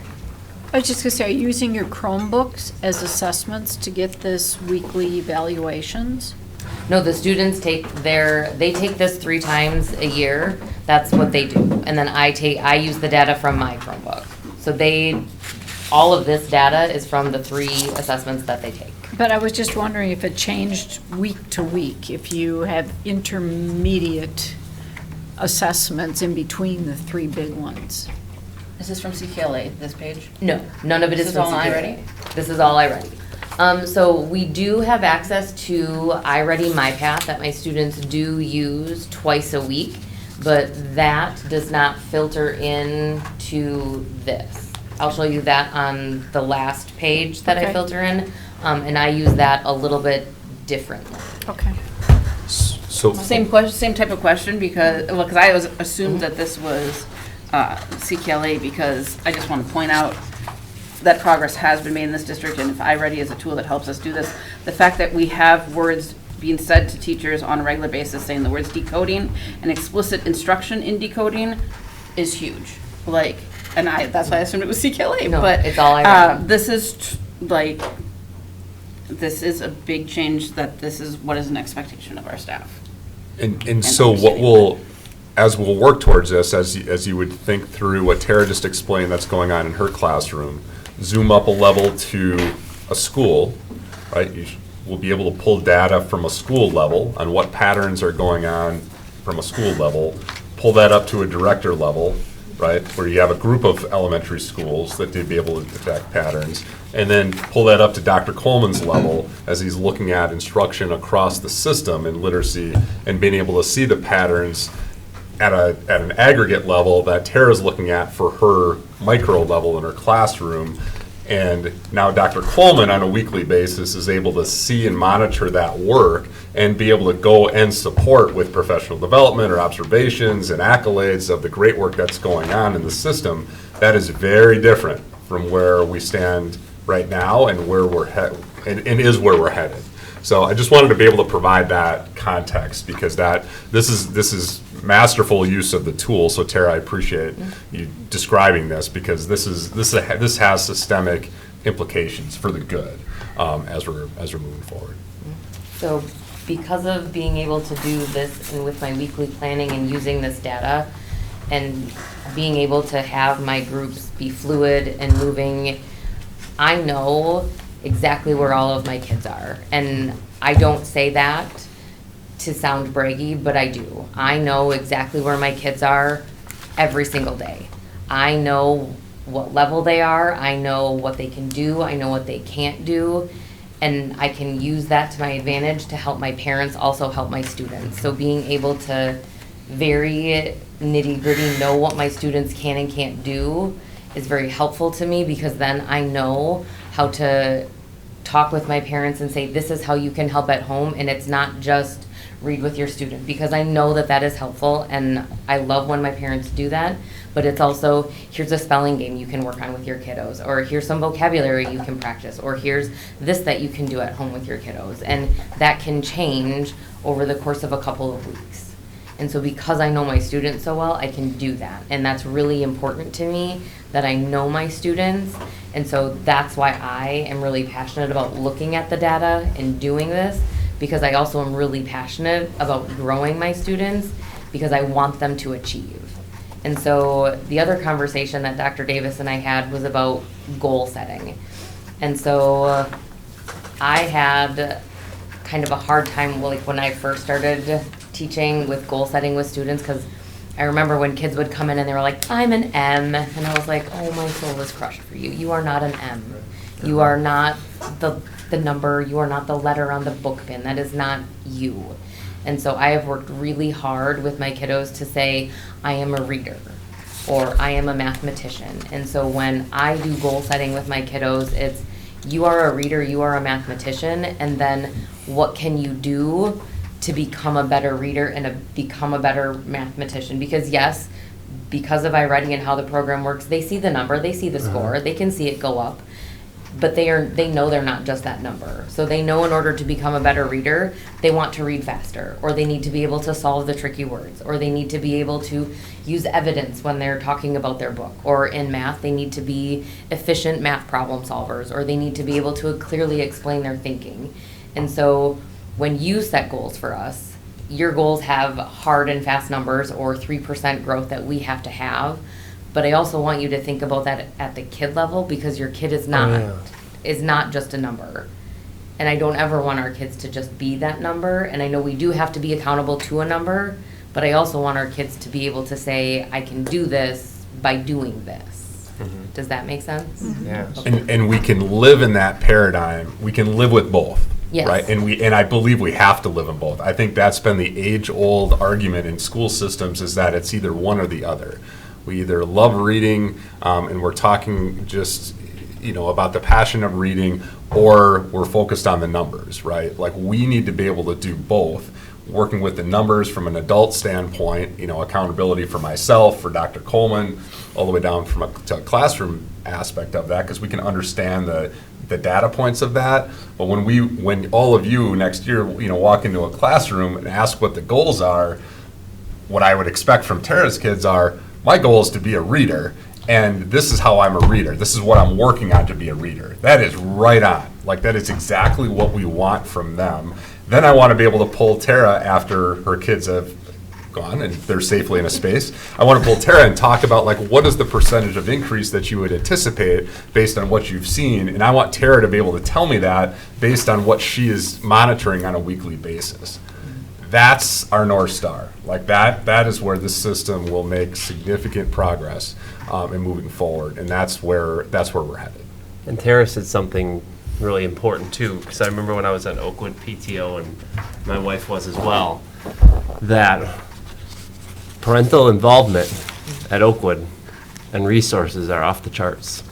And if a kid's coming with a score below, that parent's like, oh, not all of them, but enough. It's like, how much do I need to pay for a tutor? What do I need to do to find somebody? Why is my kid not where the other kid is? So that parental support at Oakwood, which has always been tremendous, I think really, really helps that system out and that school out a little bit. And building that in other schools is, something that I think will, would be, if to whatever degree it can be done, it makes a big difference. If I can just build on that, and I think what Ms. Perry said is she's facilitating what that parental support, the types of questions that should be asked, the type of exercises or practice. So it's not just here's a book, read more, but it's using these data, using information so that parents know exactly what can be done to help reinforce the ways Ms. Perry's working with students. And I personally looked at Oakwood's data and like who's knocking it out of the park. And I was in Ms. Perry's classroom. I said, I have to go find out what's going on there. And I didn't want to leave. That's the kind of class I want my kids, if I had school-age children, to be in, because she's using the data to understand what her students need. She's using that information to design instruction and then also to communicate to parents exactly. It's almost surgical. And what we have to get to as a system is no rock stars. Like, this can't be the exception. Like, all of our educators have to support students, engage with parents, use data in this way for us to achieve that 3% or more growth each year. Thank you. I just have a little question from the first slide that's just a curiosity. Do you guys use iReady at a district level or at a school level to try to set class lists at all? Like, in the sense of, like, I'm not saying that there should be like an advanced class or anything like that, but is it ever used to help figure out, because we hear from staff all the time that their kids are all over the place, and maybe that's just an inherent thing, but is there any grouping that can be done to say, okay, one teacher has kids who tend to need more assistance with math, or some, I don't even know what else would be an example. Does this come into play at all when you're looking at class lists, like the last year's data for these kids? I'm guessing it's not readily, yes, based off the silence. I will say that well, go ahead. We don't look specifically at data when we try and do class lists. We look at a lot of different things. Yeah. Yes, data can be a part of it, but you really want to think of what that culture of that whole classroom looks like as a whole. And so a lot of things play, like academics, behaviors play, the SEL will play into it. And so it's like one small microcosm of the thing, but it's not the whole thing. Yeah, I guess I'm just curious if it could help with the feeling of stress from staff, feeling like you're literally all over the place a lot of time, and perhaps sometimes maybe it could contribute to the classroom climate as well, or it can also see where it be a disaster. But it could. I'd just be curious if it would be a useful tool to alleviate some of the stress. sorry, I do have, I, not just to focus on literacy, I do use iReady for math, so I don't wanna like, be like, I do use it for math as well. Math just looks a little bit different because you can, it breaks it down into more specific things. So again, I don't use math as, it's not necessarily weekly. Math is a little bit trickier just because I don't have a literacy targeted practice time for math every day. In third grade, we have workplace time, and it ranges sometimes 1 time a week, sometimes it's 2 times a week, so that time varies.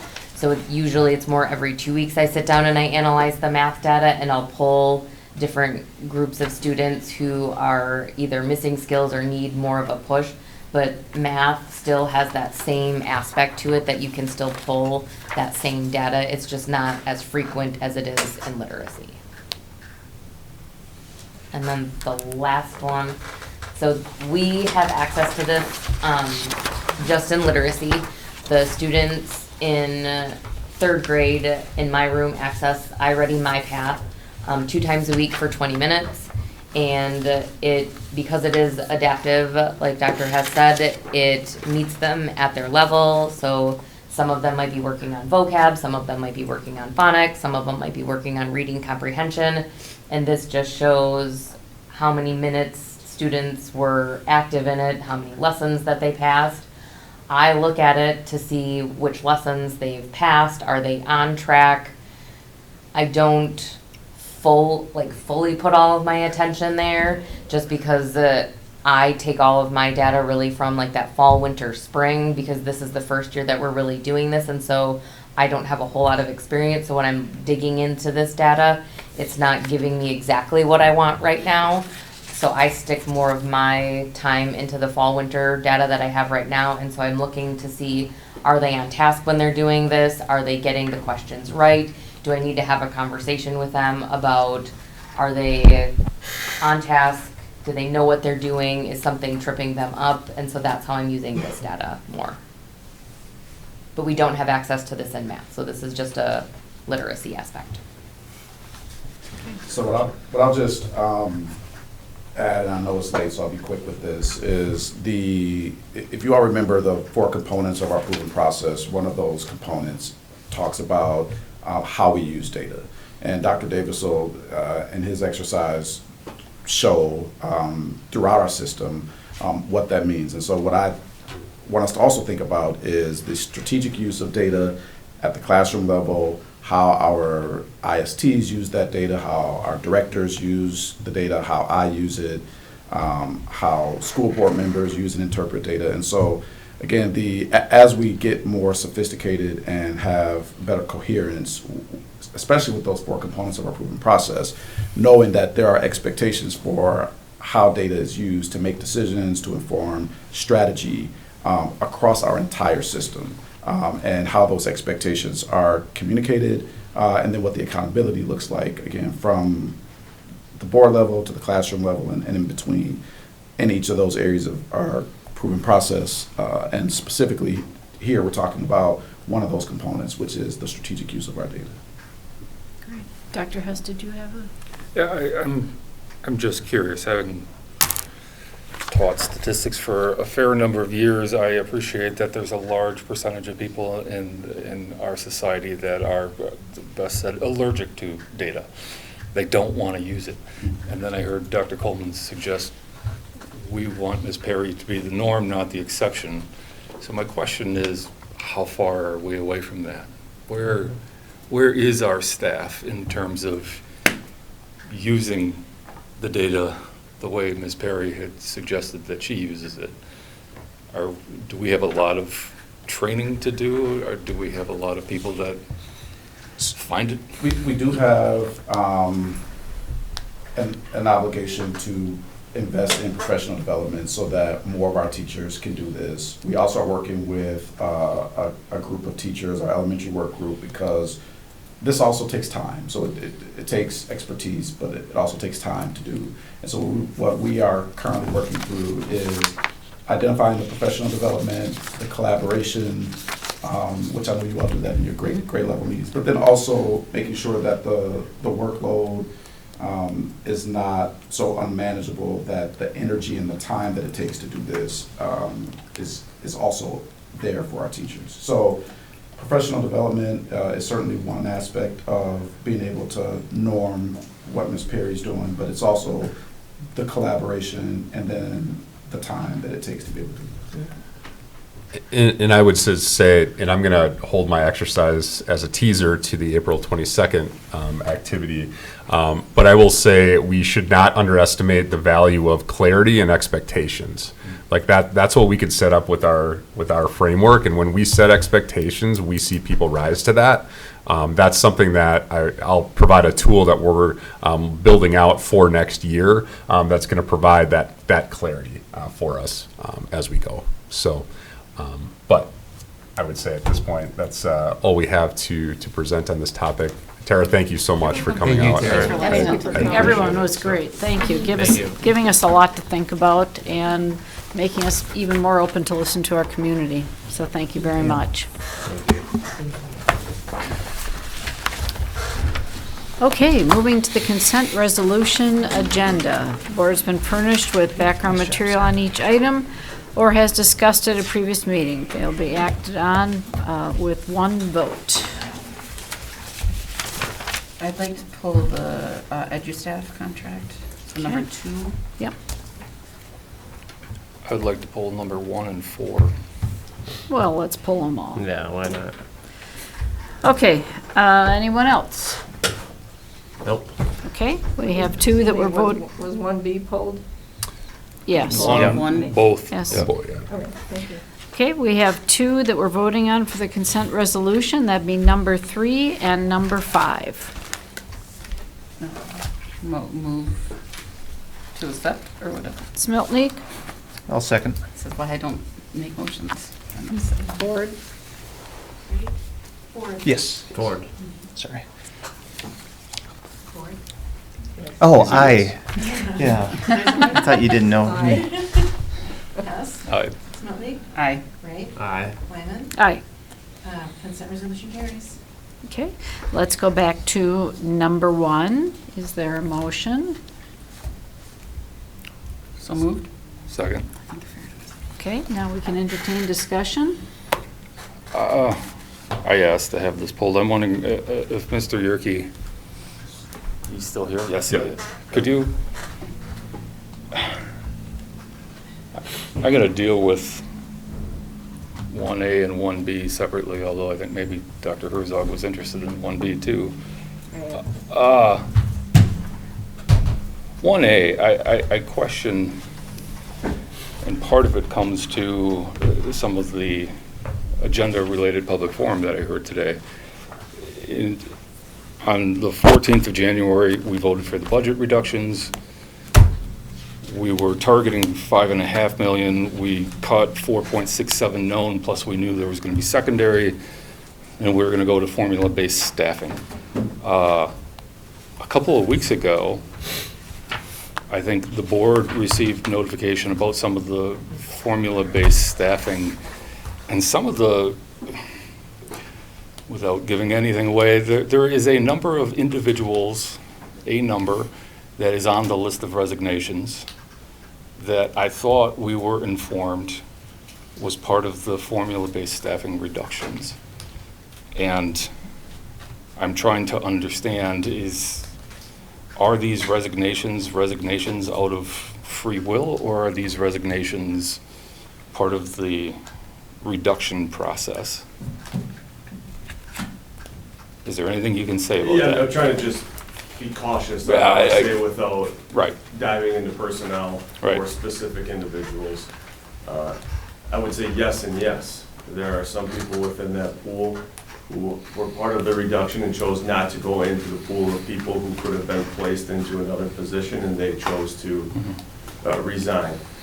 Others, I would have to look at the list. I hate to sit here and just get into specifics without having the list of individuals in front of me to talk through. I don't think that would be fair to do, but I would say the answer is both. And I'm assuming that at this stage, the formula-based staffing reductions, I think anybody who was impacted by that has been notified? Correct. At this stage? Correct. So I think I was anticipating at some point, are we going to see a report of Yes. this is the final impact and that's coming? On the 22nd. On the 22nd. Perfect. We will have that full list of resignations, retirements, placements, who chose not to be placed, open positions and layoffs. Wonderful. Then I'm going to move on to 1B, if that's okay. Yeah. And I just saw a bunch of people talking about this on the internet, and I just wanted to verify for the community. This was something that position was part of our reductions, not that we were getting rid of the position, but we were turning it into a coordinator position. And I just want to validate, our intent is to fill this position then as a coordinator. I think that's what the board had decided. Is that the intent? Those are the ongoing discussions, and yeah, that is the current intent. Wonderful. It's unfortunate Mr. Miller is leaving. I wish him every success in the world. I just wanted to make sure that, I think we all saw the call for it in December of why this was important. So I just wanted to make sure the community understands what's happening. That's all I had. Okay, thank you. Dr. Herzog, did you have anything for? Yes, thank you. I had supported this position when it was proposed, I believe, 3 years ago, because I felt a real need to better serve our students who were in groups who historically have not been well served or well represented. And I've had several opportunities to observe Mr. Miller in this role, and as someone said earlier, he's been a kid magnet. Kids are attracted to him. I see them approach him in numbers when he's in various schools. I've also had some conversations with principals who have called upon him to come and assist with student issues in schools, and he's been very effective with that. So I also wish him the best, and I'm sorry to see him leave, because I believe he's been very effective in this role. I did read somewhere in the media, and I know you can't read, you can't trust everything you see in print, but I did see somewhere in the media that it was unclear as to whether or not the board, or the district rather, was going to fill this position. I am a strong advocate of filling this position. I feel a great need for this, not only in terms of staff professional development, but also in terms of serving our underrepresented students and making sure that they enjoy success. So I want to make sure that we have a strong plan moving forward to fill this plan to best serve our students. Thank you. Okay. Call the roll, please. Herzog. Aye. Hess. Aye. Smelly. Aye. Gray. Aye. Wyman. Aye. Ford. Aye. Resolution carries. Thank you. Next is substitute teacher contract with EduStaff. Is there a motion? So moved, Barb. I can second that. Okay. That's on a roll. Sorry. Okay, discussion, please. I don't know if I'm the only person who wanted this one pulled, but I was one of the people. I'm still having a really hard time with this, as admin is aware, because it felt like there was kind of a bait and switch throughout the reduction process here of that it was presented as cost neutral at first, and then not until later did we find out that it was not indeed cost neutral. I'm still very, and we're also hearing more about really that I'm a little worried whether or not this is the right solution to the problem of ensuring that that we get sub coverage to help our staff so that they have less stress of having to take on extra hours when positions go unfilled, and also that our subs have a fulfilling experience, and that our schools have a positive interaction with those people who are not in the buildings every day. I guess I would give you, Brian, do you want to could you give an explanation as to where you think we're at and what you would suggest is the best path forward on this? Absolutely, and I appreciate that. Could we have been better in the communication and the planning in this process with this specific position? Yeah, no doubt about it, we could have done that. 2 points that I think got missed in all of this is a long-term savings solution. You know, when it started, we heard loud and clear over and over that we had to reduce in central office, specifically in human resources and business. That was made very clear to us, you know, both in surveys and from some of the board, that we needed to make cuts in those areas. We did. That process then has led us to, we made that reduction. We now have a long-term solution ahead of us that, yes, is going to cost us money up front in year one. But that process over the second year and third year, we're hoping to recoup a considerable amount of money from teacher associate positions. And if we wouldn't have made this decision, that still might be part of our reduction process in the future. So right now, we employ 8, I believe it's 9 full-time teacher associates at roughly $35,000 to $40,000 apiece, not including benefits, 2 temporary positions. They sub in our buildings. Not every building has one. If we can internally complete and fill our sub rates and improve that process, that's approximately $400,000 over the next 3 years that we would hope to be able to reduce from our budgets.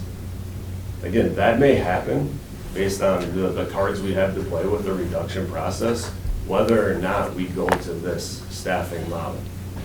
But the staffing model, the edge of staff piece, does then give us the ability to level set some of the other issues we have with subbing and our budget. Is it clean and easy at the start? No. Will there be a cost year one where we can then evaluate this program? We can see what the fill rates look like. We can see the quality of the subs. We hope we are able to maintain the same subs, reduce the costs of what it takes to put teachers into classrooms and administrators into classrooms, workers' compensation rates. We don't have to pay liabilities. So there's a bunch of hidden costs. Will we see that year one? No.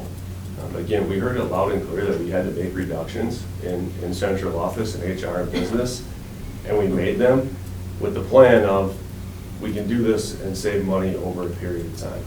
And I think sometimes unfortunately, we're short-sighted and we have to cut all this money right now. We also, as a district, have to have a long-range plan of how we're going to make these cuts. So we have to start planning, and we have started the planning of what are we going to do next year so it doesn't feel like this year? Because we don't, and none of us want to go through this again.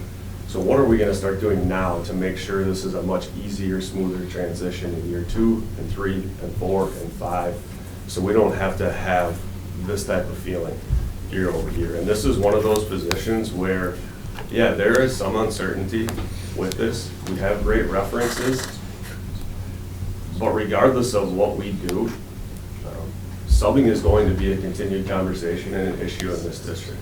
It is right now. There'll be cascading impacts if we don't do it. There will be if we do it. But I look at the potential to save $400,000, $500,000 over the next 3 years with this move, if it goes the way we anticipate it to be beneficial for our district. And again, I'll take ownership of the process and the communication at the start when we tried to do this from October to December in that process.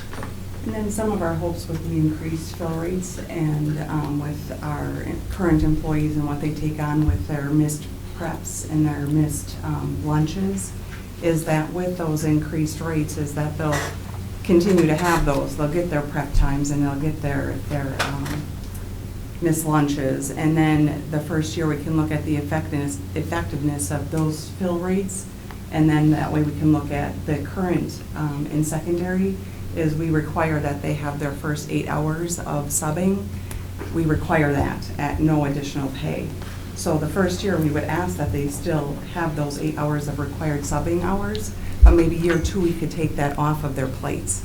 So that way they wouldn't have to have those 8 hours of required subbing hours. So as we look to our fill rates, we look at the numbers that we gave you in the report. As we look, one district went from 68% in 23, 24, 25, 26 to 96. So when we're seeing our numbers increase, we hope to take some of those things off of our current teachers as well. So those are the things that we're hoping to, again, take off of our teachers so that way they can see those those improvements as well. The other battle we face, I think is just important to say, is we talk about legacy practices all the time.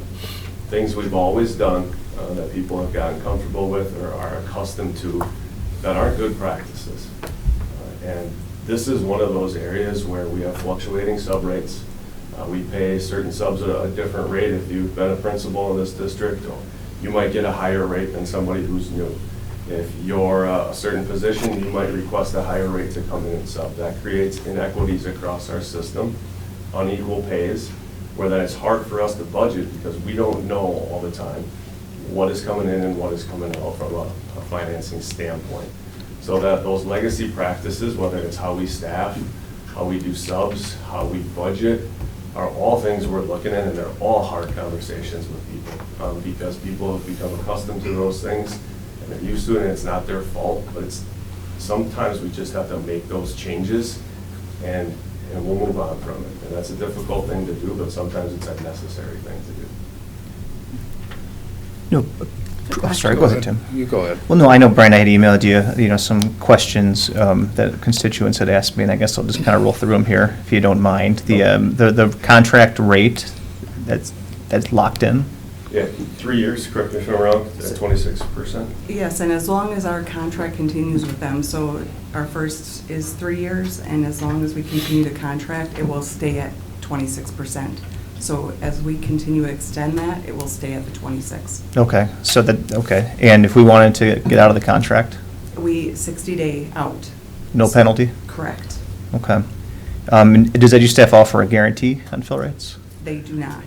Okay, so the best evidence we have is just the neighboring districts that you sent us. Correct, and also the fact that 99% of the districts are retained with EduStaff, and they've been in business since 2010. Okay. And they have a 99% retention rate. Okay, and where do they get their subs? I mean, why can they get subs that we can't? I just look at it as, our substitute coordinator that we had, while their main essential function was that of our coordinator, that wasn't their only role. It was a percentage of their role. They were also an HR specialist. So while they were done with their sub role, they would then go into their other functions. So they couldn't spend their time marketing and going out into the community, going to those career fairs and getting into, going on LinkedIn and building those relationships in the community to get those individuals into our district, to get those applicants. When I met Nikki through EduStaff and learned more about their services, I shared how many subs we had, and she shared that that's really the number that they would have at Canvas Board. So to learn that and know that that's what the pool would look like for us, that's what interested me to learn more about it and to look at different services that might be able to help us in getting our pool larger. Okay. I look at it this way, Go ahead. they're Yeah. a business. Yeah.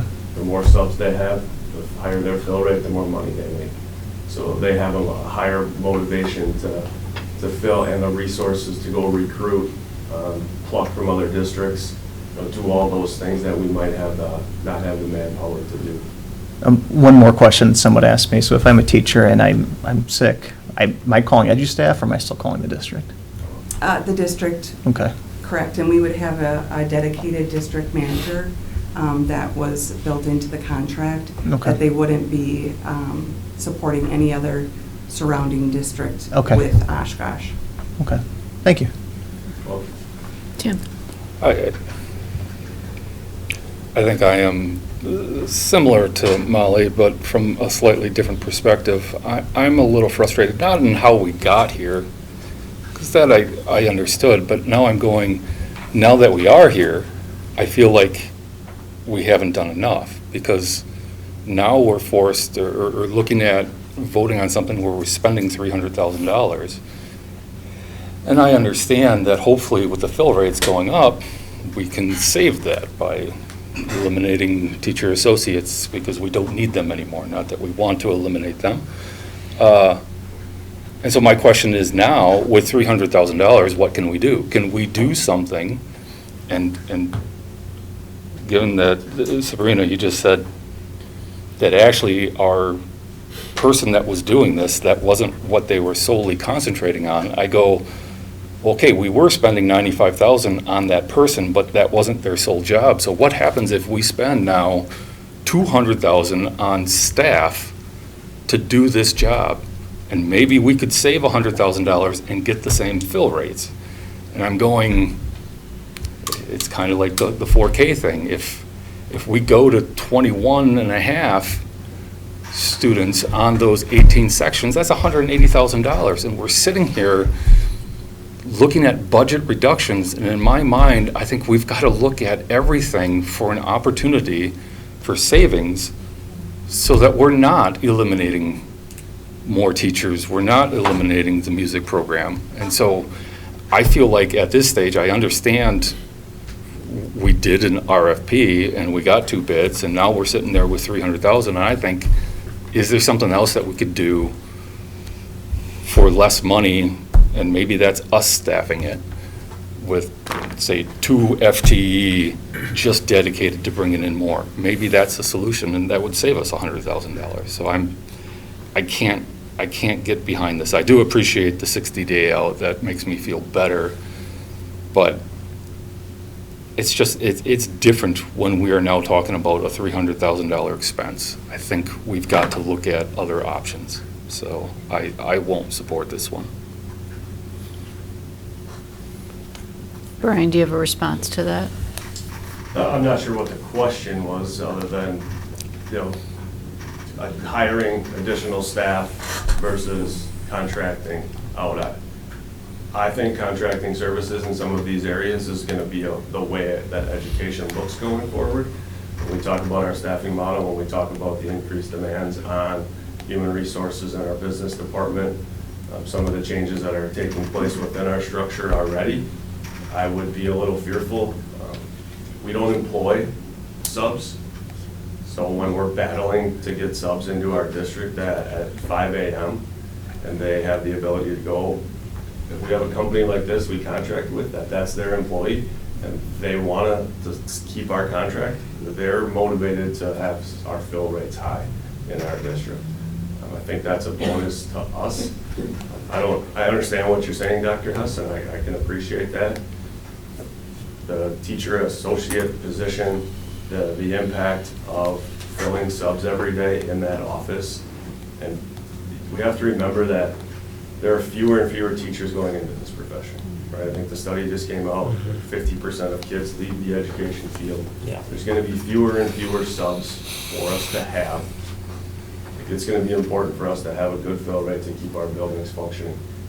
In the next 3 years, if this gives us an opportunity to get our fill rates up, and it's going to cost us $180,000, which I hope year 2 is a net zero with some of the other reductions, and then by year 3, we're saving a couple $100,000 a year. To me, is a logical move forward, but I can understand the question. Just to comment, I know when, I'm sure others have heard it too, when you do the school visits, it is a huge frustration from staff when they have to sub and they're not expecting to sub. It really throws off their day, and yet we continue to put more and more on their plate as far as expectations. We're going to learn more about expectations. I think that'd be really, really frustrating for a teacher.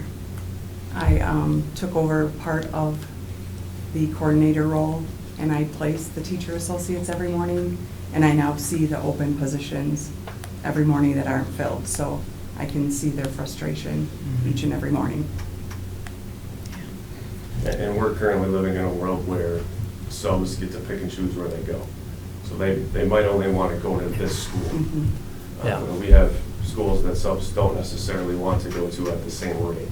Having a company with higher fill rates, where they're sending their people to buildings where we're able to fill at a higher rate, helps all of our buildings, not just the one where it's convenient or better for the sub to go.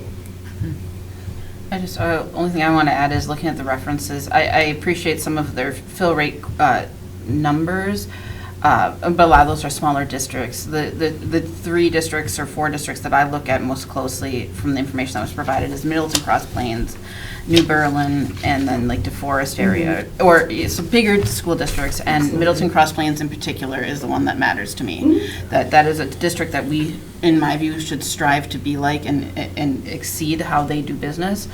So that is very impactful for me to know that they are very satisfied with this type of service. Dr. Herzog? Oh, thank you. When I first learned of this proposal, I felt I could get behind it because of the fill rate. And being out in the schools and listening to teachers who are being asked to give up a prep period, give up their lunch hour, and often on short notice because maybe someone had to leave the building during the day. That's very frustrating. And when that happens day after day after day, it really compounds. I was curious about Middleton Cross Plains because I have a friend who's on the board there, and I actually spoke with him today. He gave a very high reference for edu staff, praised their fill rate, and stated that it's made a difference in their district in terms of staff morale because of people not having to be pulled out for their subbing. I know that at least 2 teachers had sent the board members an extensive list of questions, which I believe was forwarded to Mr. Yerke. So I'd be curious if you could address a few of those. The other concern I have, I like the structure of this. I like the fact that we would be able to hire people and to be teachers for us, and I like the fact that we can hire people who have retired but haven't reached the, 75-day limit before they can start teaching. One of the things I did notice and found curious was the payment for administrative subs. I reflected back on the report that the board had received it was December. It was the annual audit report, and in there were several areas that the auditors had noted that we had overspent compared to the budget, and one of those was building level administration. According to that report, we were $600,000 over budget, which is probably the equivalent of about 4 or 5 administrators. And I've heard a few comments from staff about their concerns about administrators taking vacation time during the school year when we have students, necessitating hiring subs for administrators. When we look ahead to next year and next year's budget and having to reduce, to me that's a prime area to reduce. I think when students are in school, our administrators should be, especially our building level administrators, need to be in the district. They do not need to be off on vacation. I certainly understand family medical leave. I understand child getting married, graduation, but to take a family vacation, I don't think that's appropriate at all in this day and age. But getting back to this actual report, are there some questions that you could enlighten us on in terms of what those 2 staff members sent to help with this discussion? If I remember some of them, some were related to the pay in which we offer the subs. Those are directed by the district. So it's what we place our pay for teachers, paras. The nice thing about having the district manager is they do have the time to pay attention to what our districts around us are paying, so that way they'll be sure that we're in line with what our surrounding districts are paying their subs as well. So I know that was one of the questions. Just looking at retirees through edu staff, not subject to District 75-day rule. They didn't think that would make too much of a difference. I know it will with regards to those who teach summer school, because then the 75 days does come into play. They didn't think the 880 hours would come into play, but the thing to remember with that is it's a rolling calendar year. It's not semester to semester, so they look back the 12 months, so it's not like they'll just go, okay, I worked in the fall, so I'm good to work spring. No, they're gonna look back the 12th month, the next 12, so it's a different way for those 880 hours. Other concerns were reduced compliance or workforce, so what does this mean for our current substitute pool? We hope our current substitute pool is still working here. You know, we want to retain the good substitutes we have, so we would encourage them to have that conversation, and I'm sure staff would be reaching out to them as our primary pool. And can I just share, Brian, I'm sorry to interrupt. No, you're good. That's one of the first steps that we would be working on, is the first communication would be to our current subs, and having first our communication go out to our subs, and then introducing EduStaff, and then that communication going out to them, sharing the connection, having them come in. They would come right here to Central. EduStaff would be there, and we would start that process right here so that they would start becoming an EduStaff employee, and we would start it actually right away, starting next week, so that way we can get them on. Because our hope would be to start right away with summer school, because we would like to start to have our subs in the system, so that way we can take that off of the principals and secretaries for summer school, because we heard that it was a bit much for them because the subs weren't in the system last year. One of the comments was if substitutes were paid better and discipline was addressed, this would not be an issue. I don't think matters if you're one or the other. I think those two things are hand in hand, and that's a building thing that we consistently have to work through with our administrators in our buildings, and then additional workload demands on employees. Will you get rid of the 8-hour sub requirement? Well, we hope so. We hope that's something. So I did reach back out to this employee. We answered all those questions. And Okay. opened up an Thank you for opportunity doing to that. communicate with us and with us as we need. I wish that we didn't have the upfront expense, but I know that that happens with various things. I do believe this program needs to be carefully monitored to see, in fact, that we are not only saving money, but we're having a good fill rate, and we're reducing the impact on our regular teaching staff as far as subbing. So I will support this, but I really want this monitored closely. Yeah, I think that's very fair, and we owe it to our community to do that. I would say we give it a 2-year, because I don't think miracles will happen year one. We need to pace that out and make sure we're monitoring. Okay. Call the roll.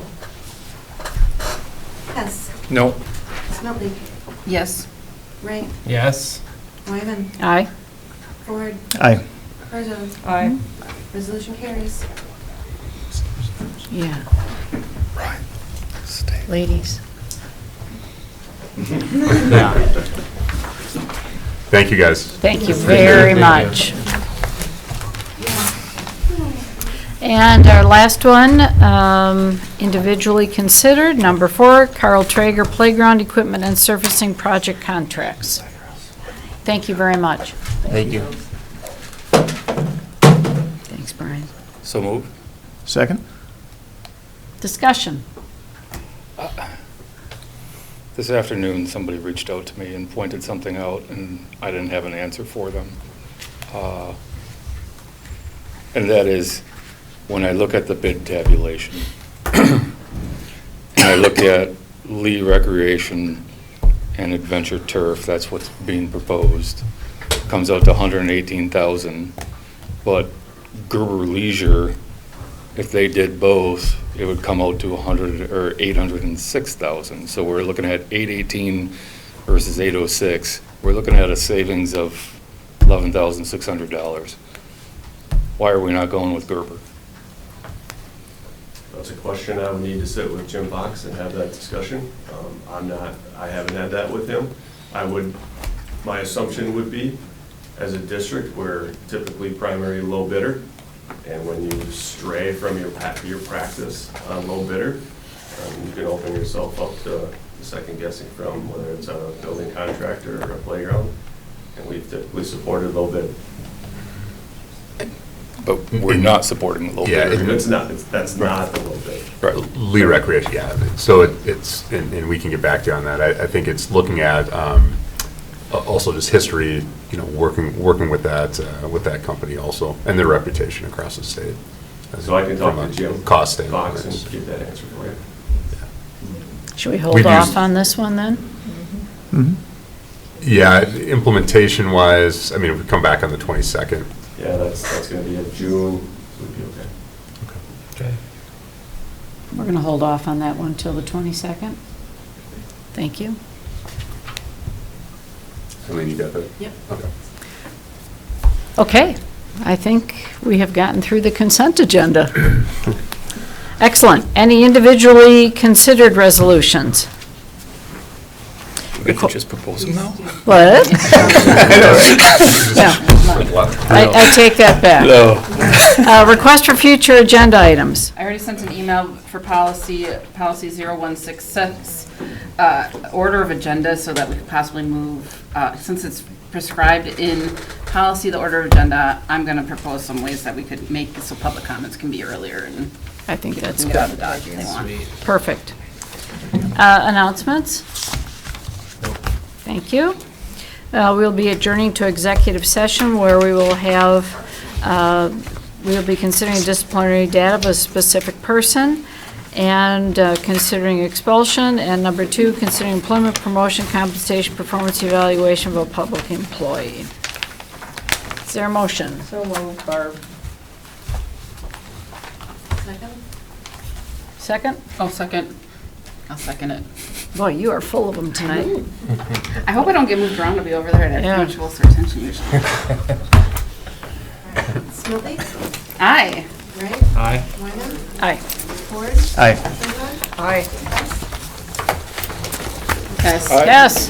Meeting is adjourned to executive session. Thank you.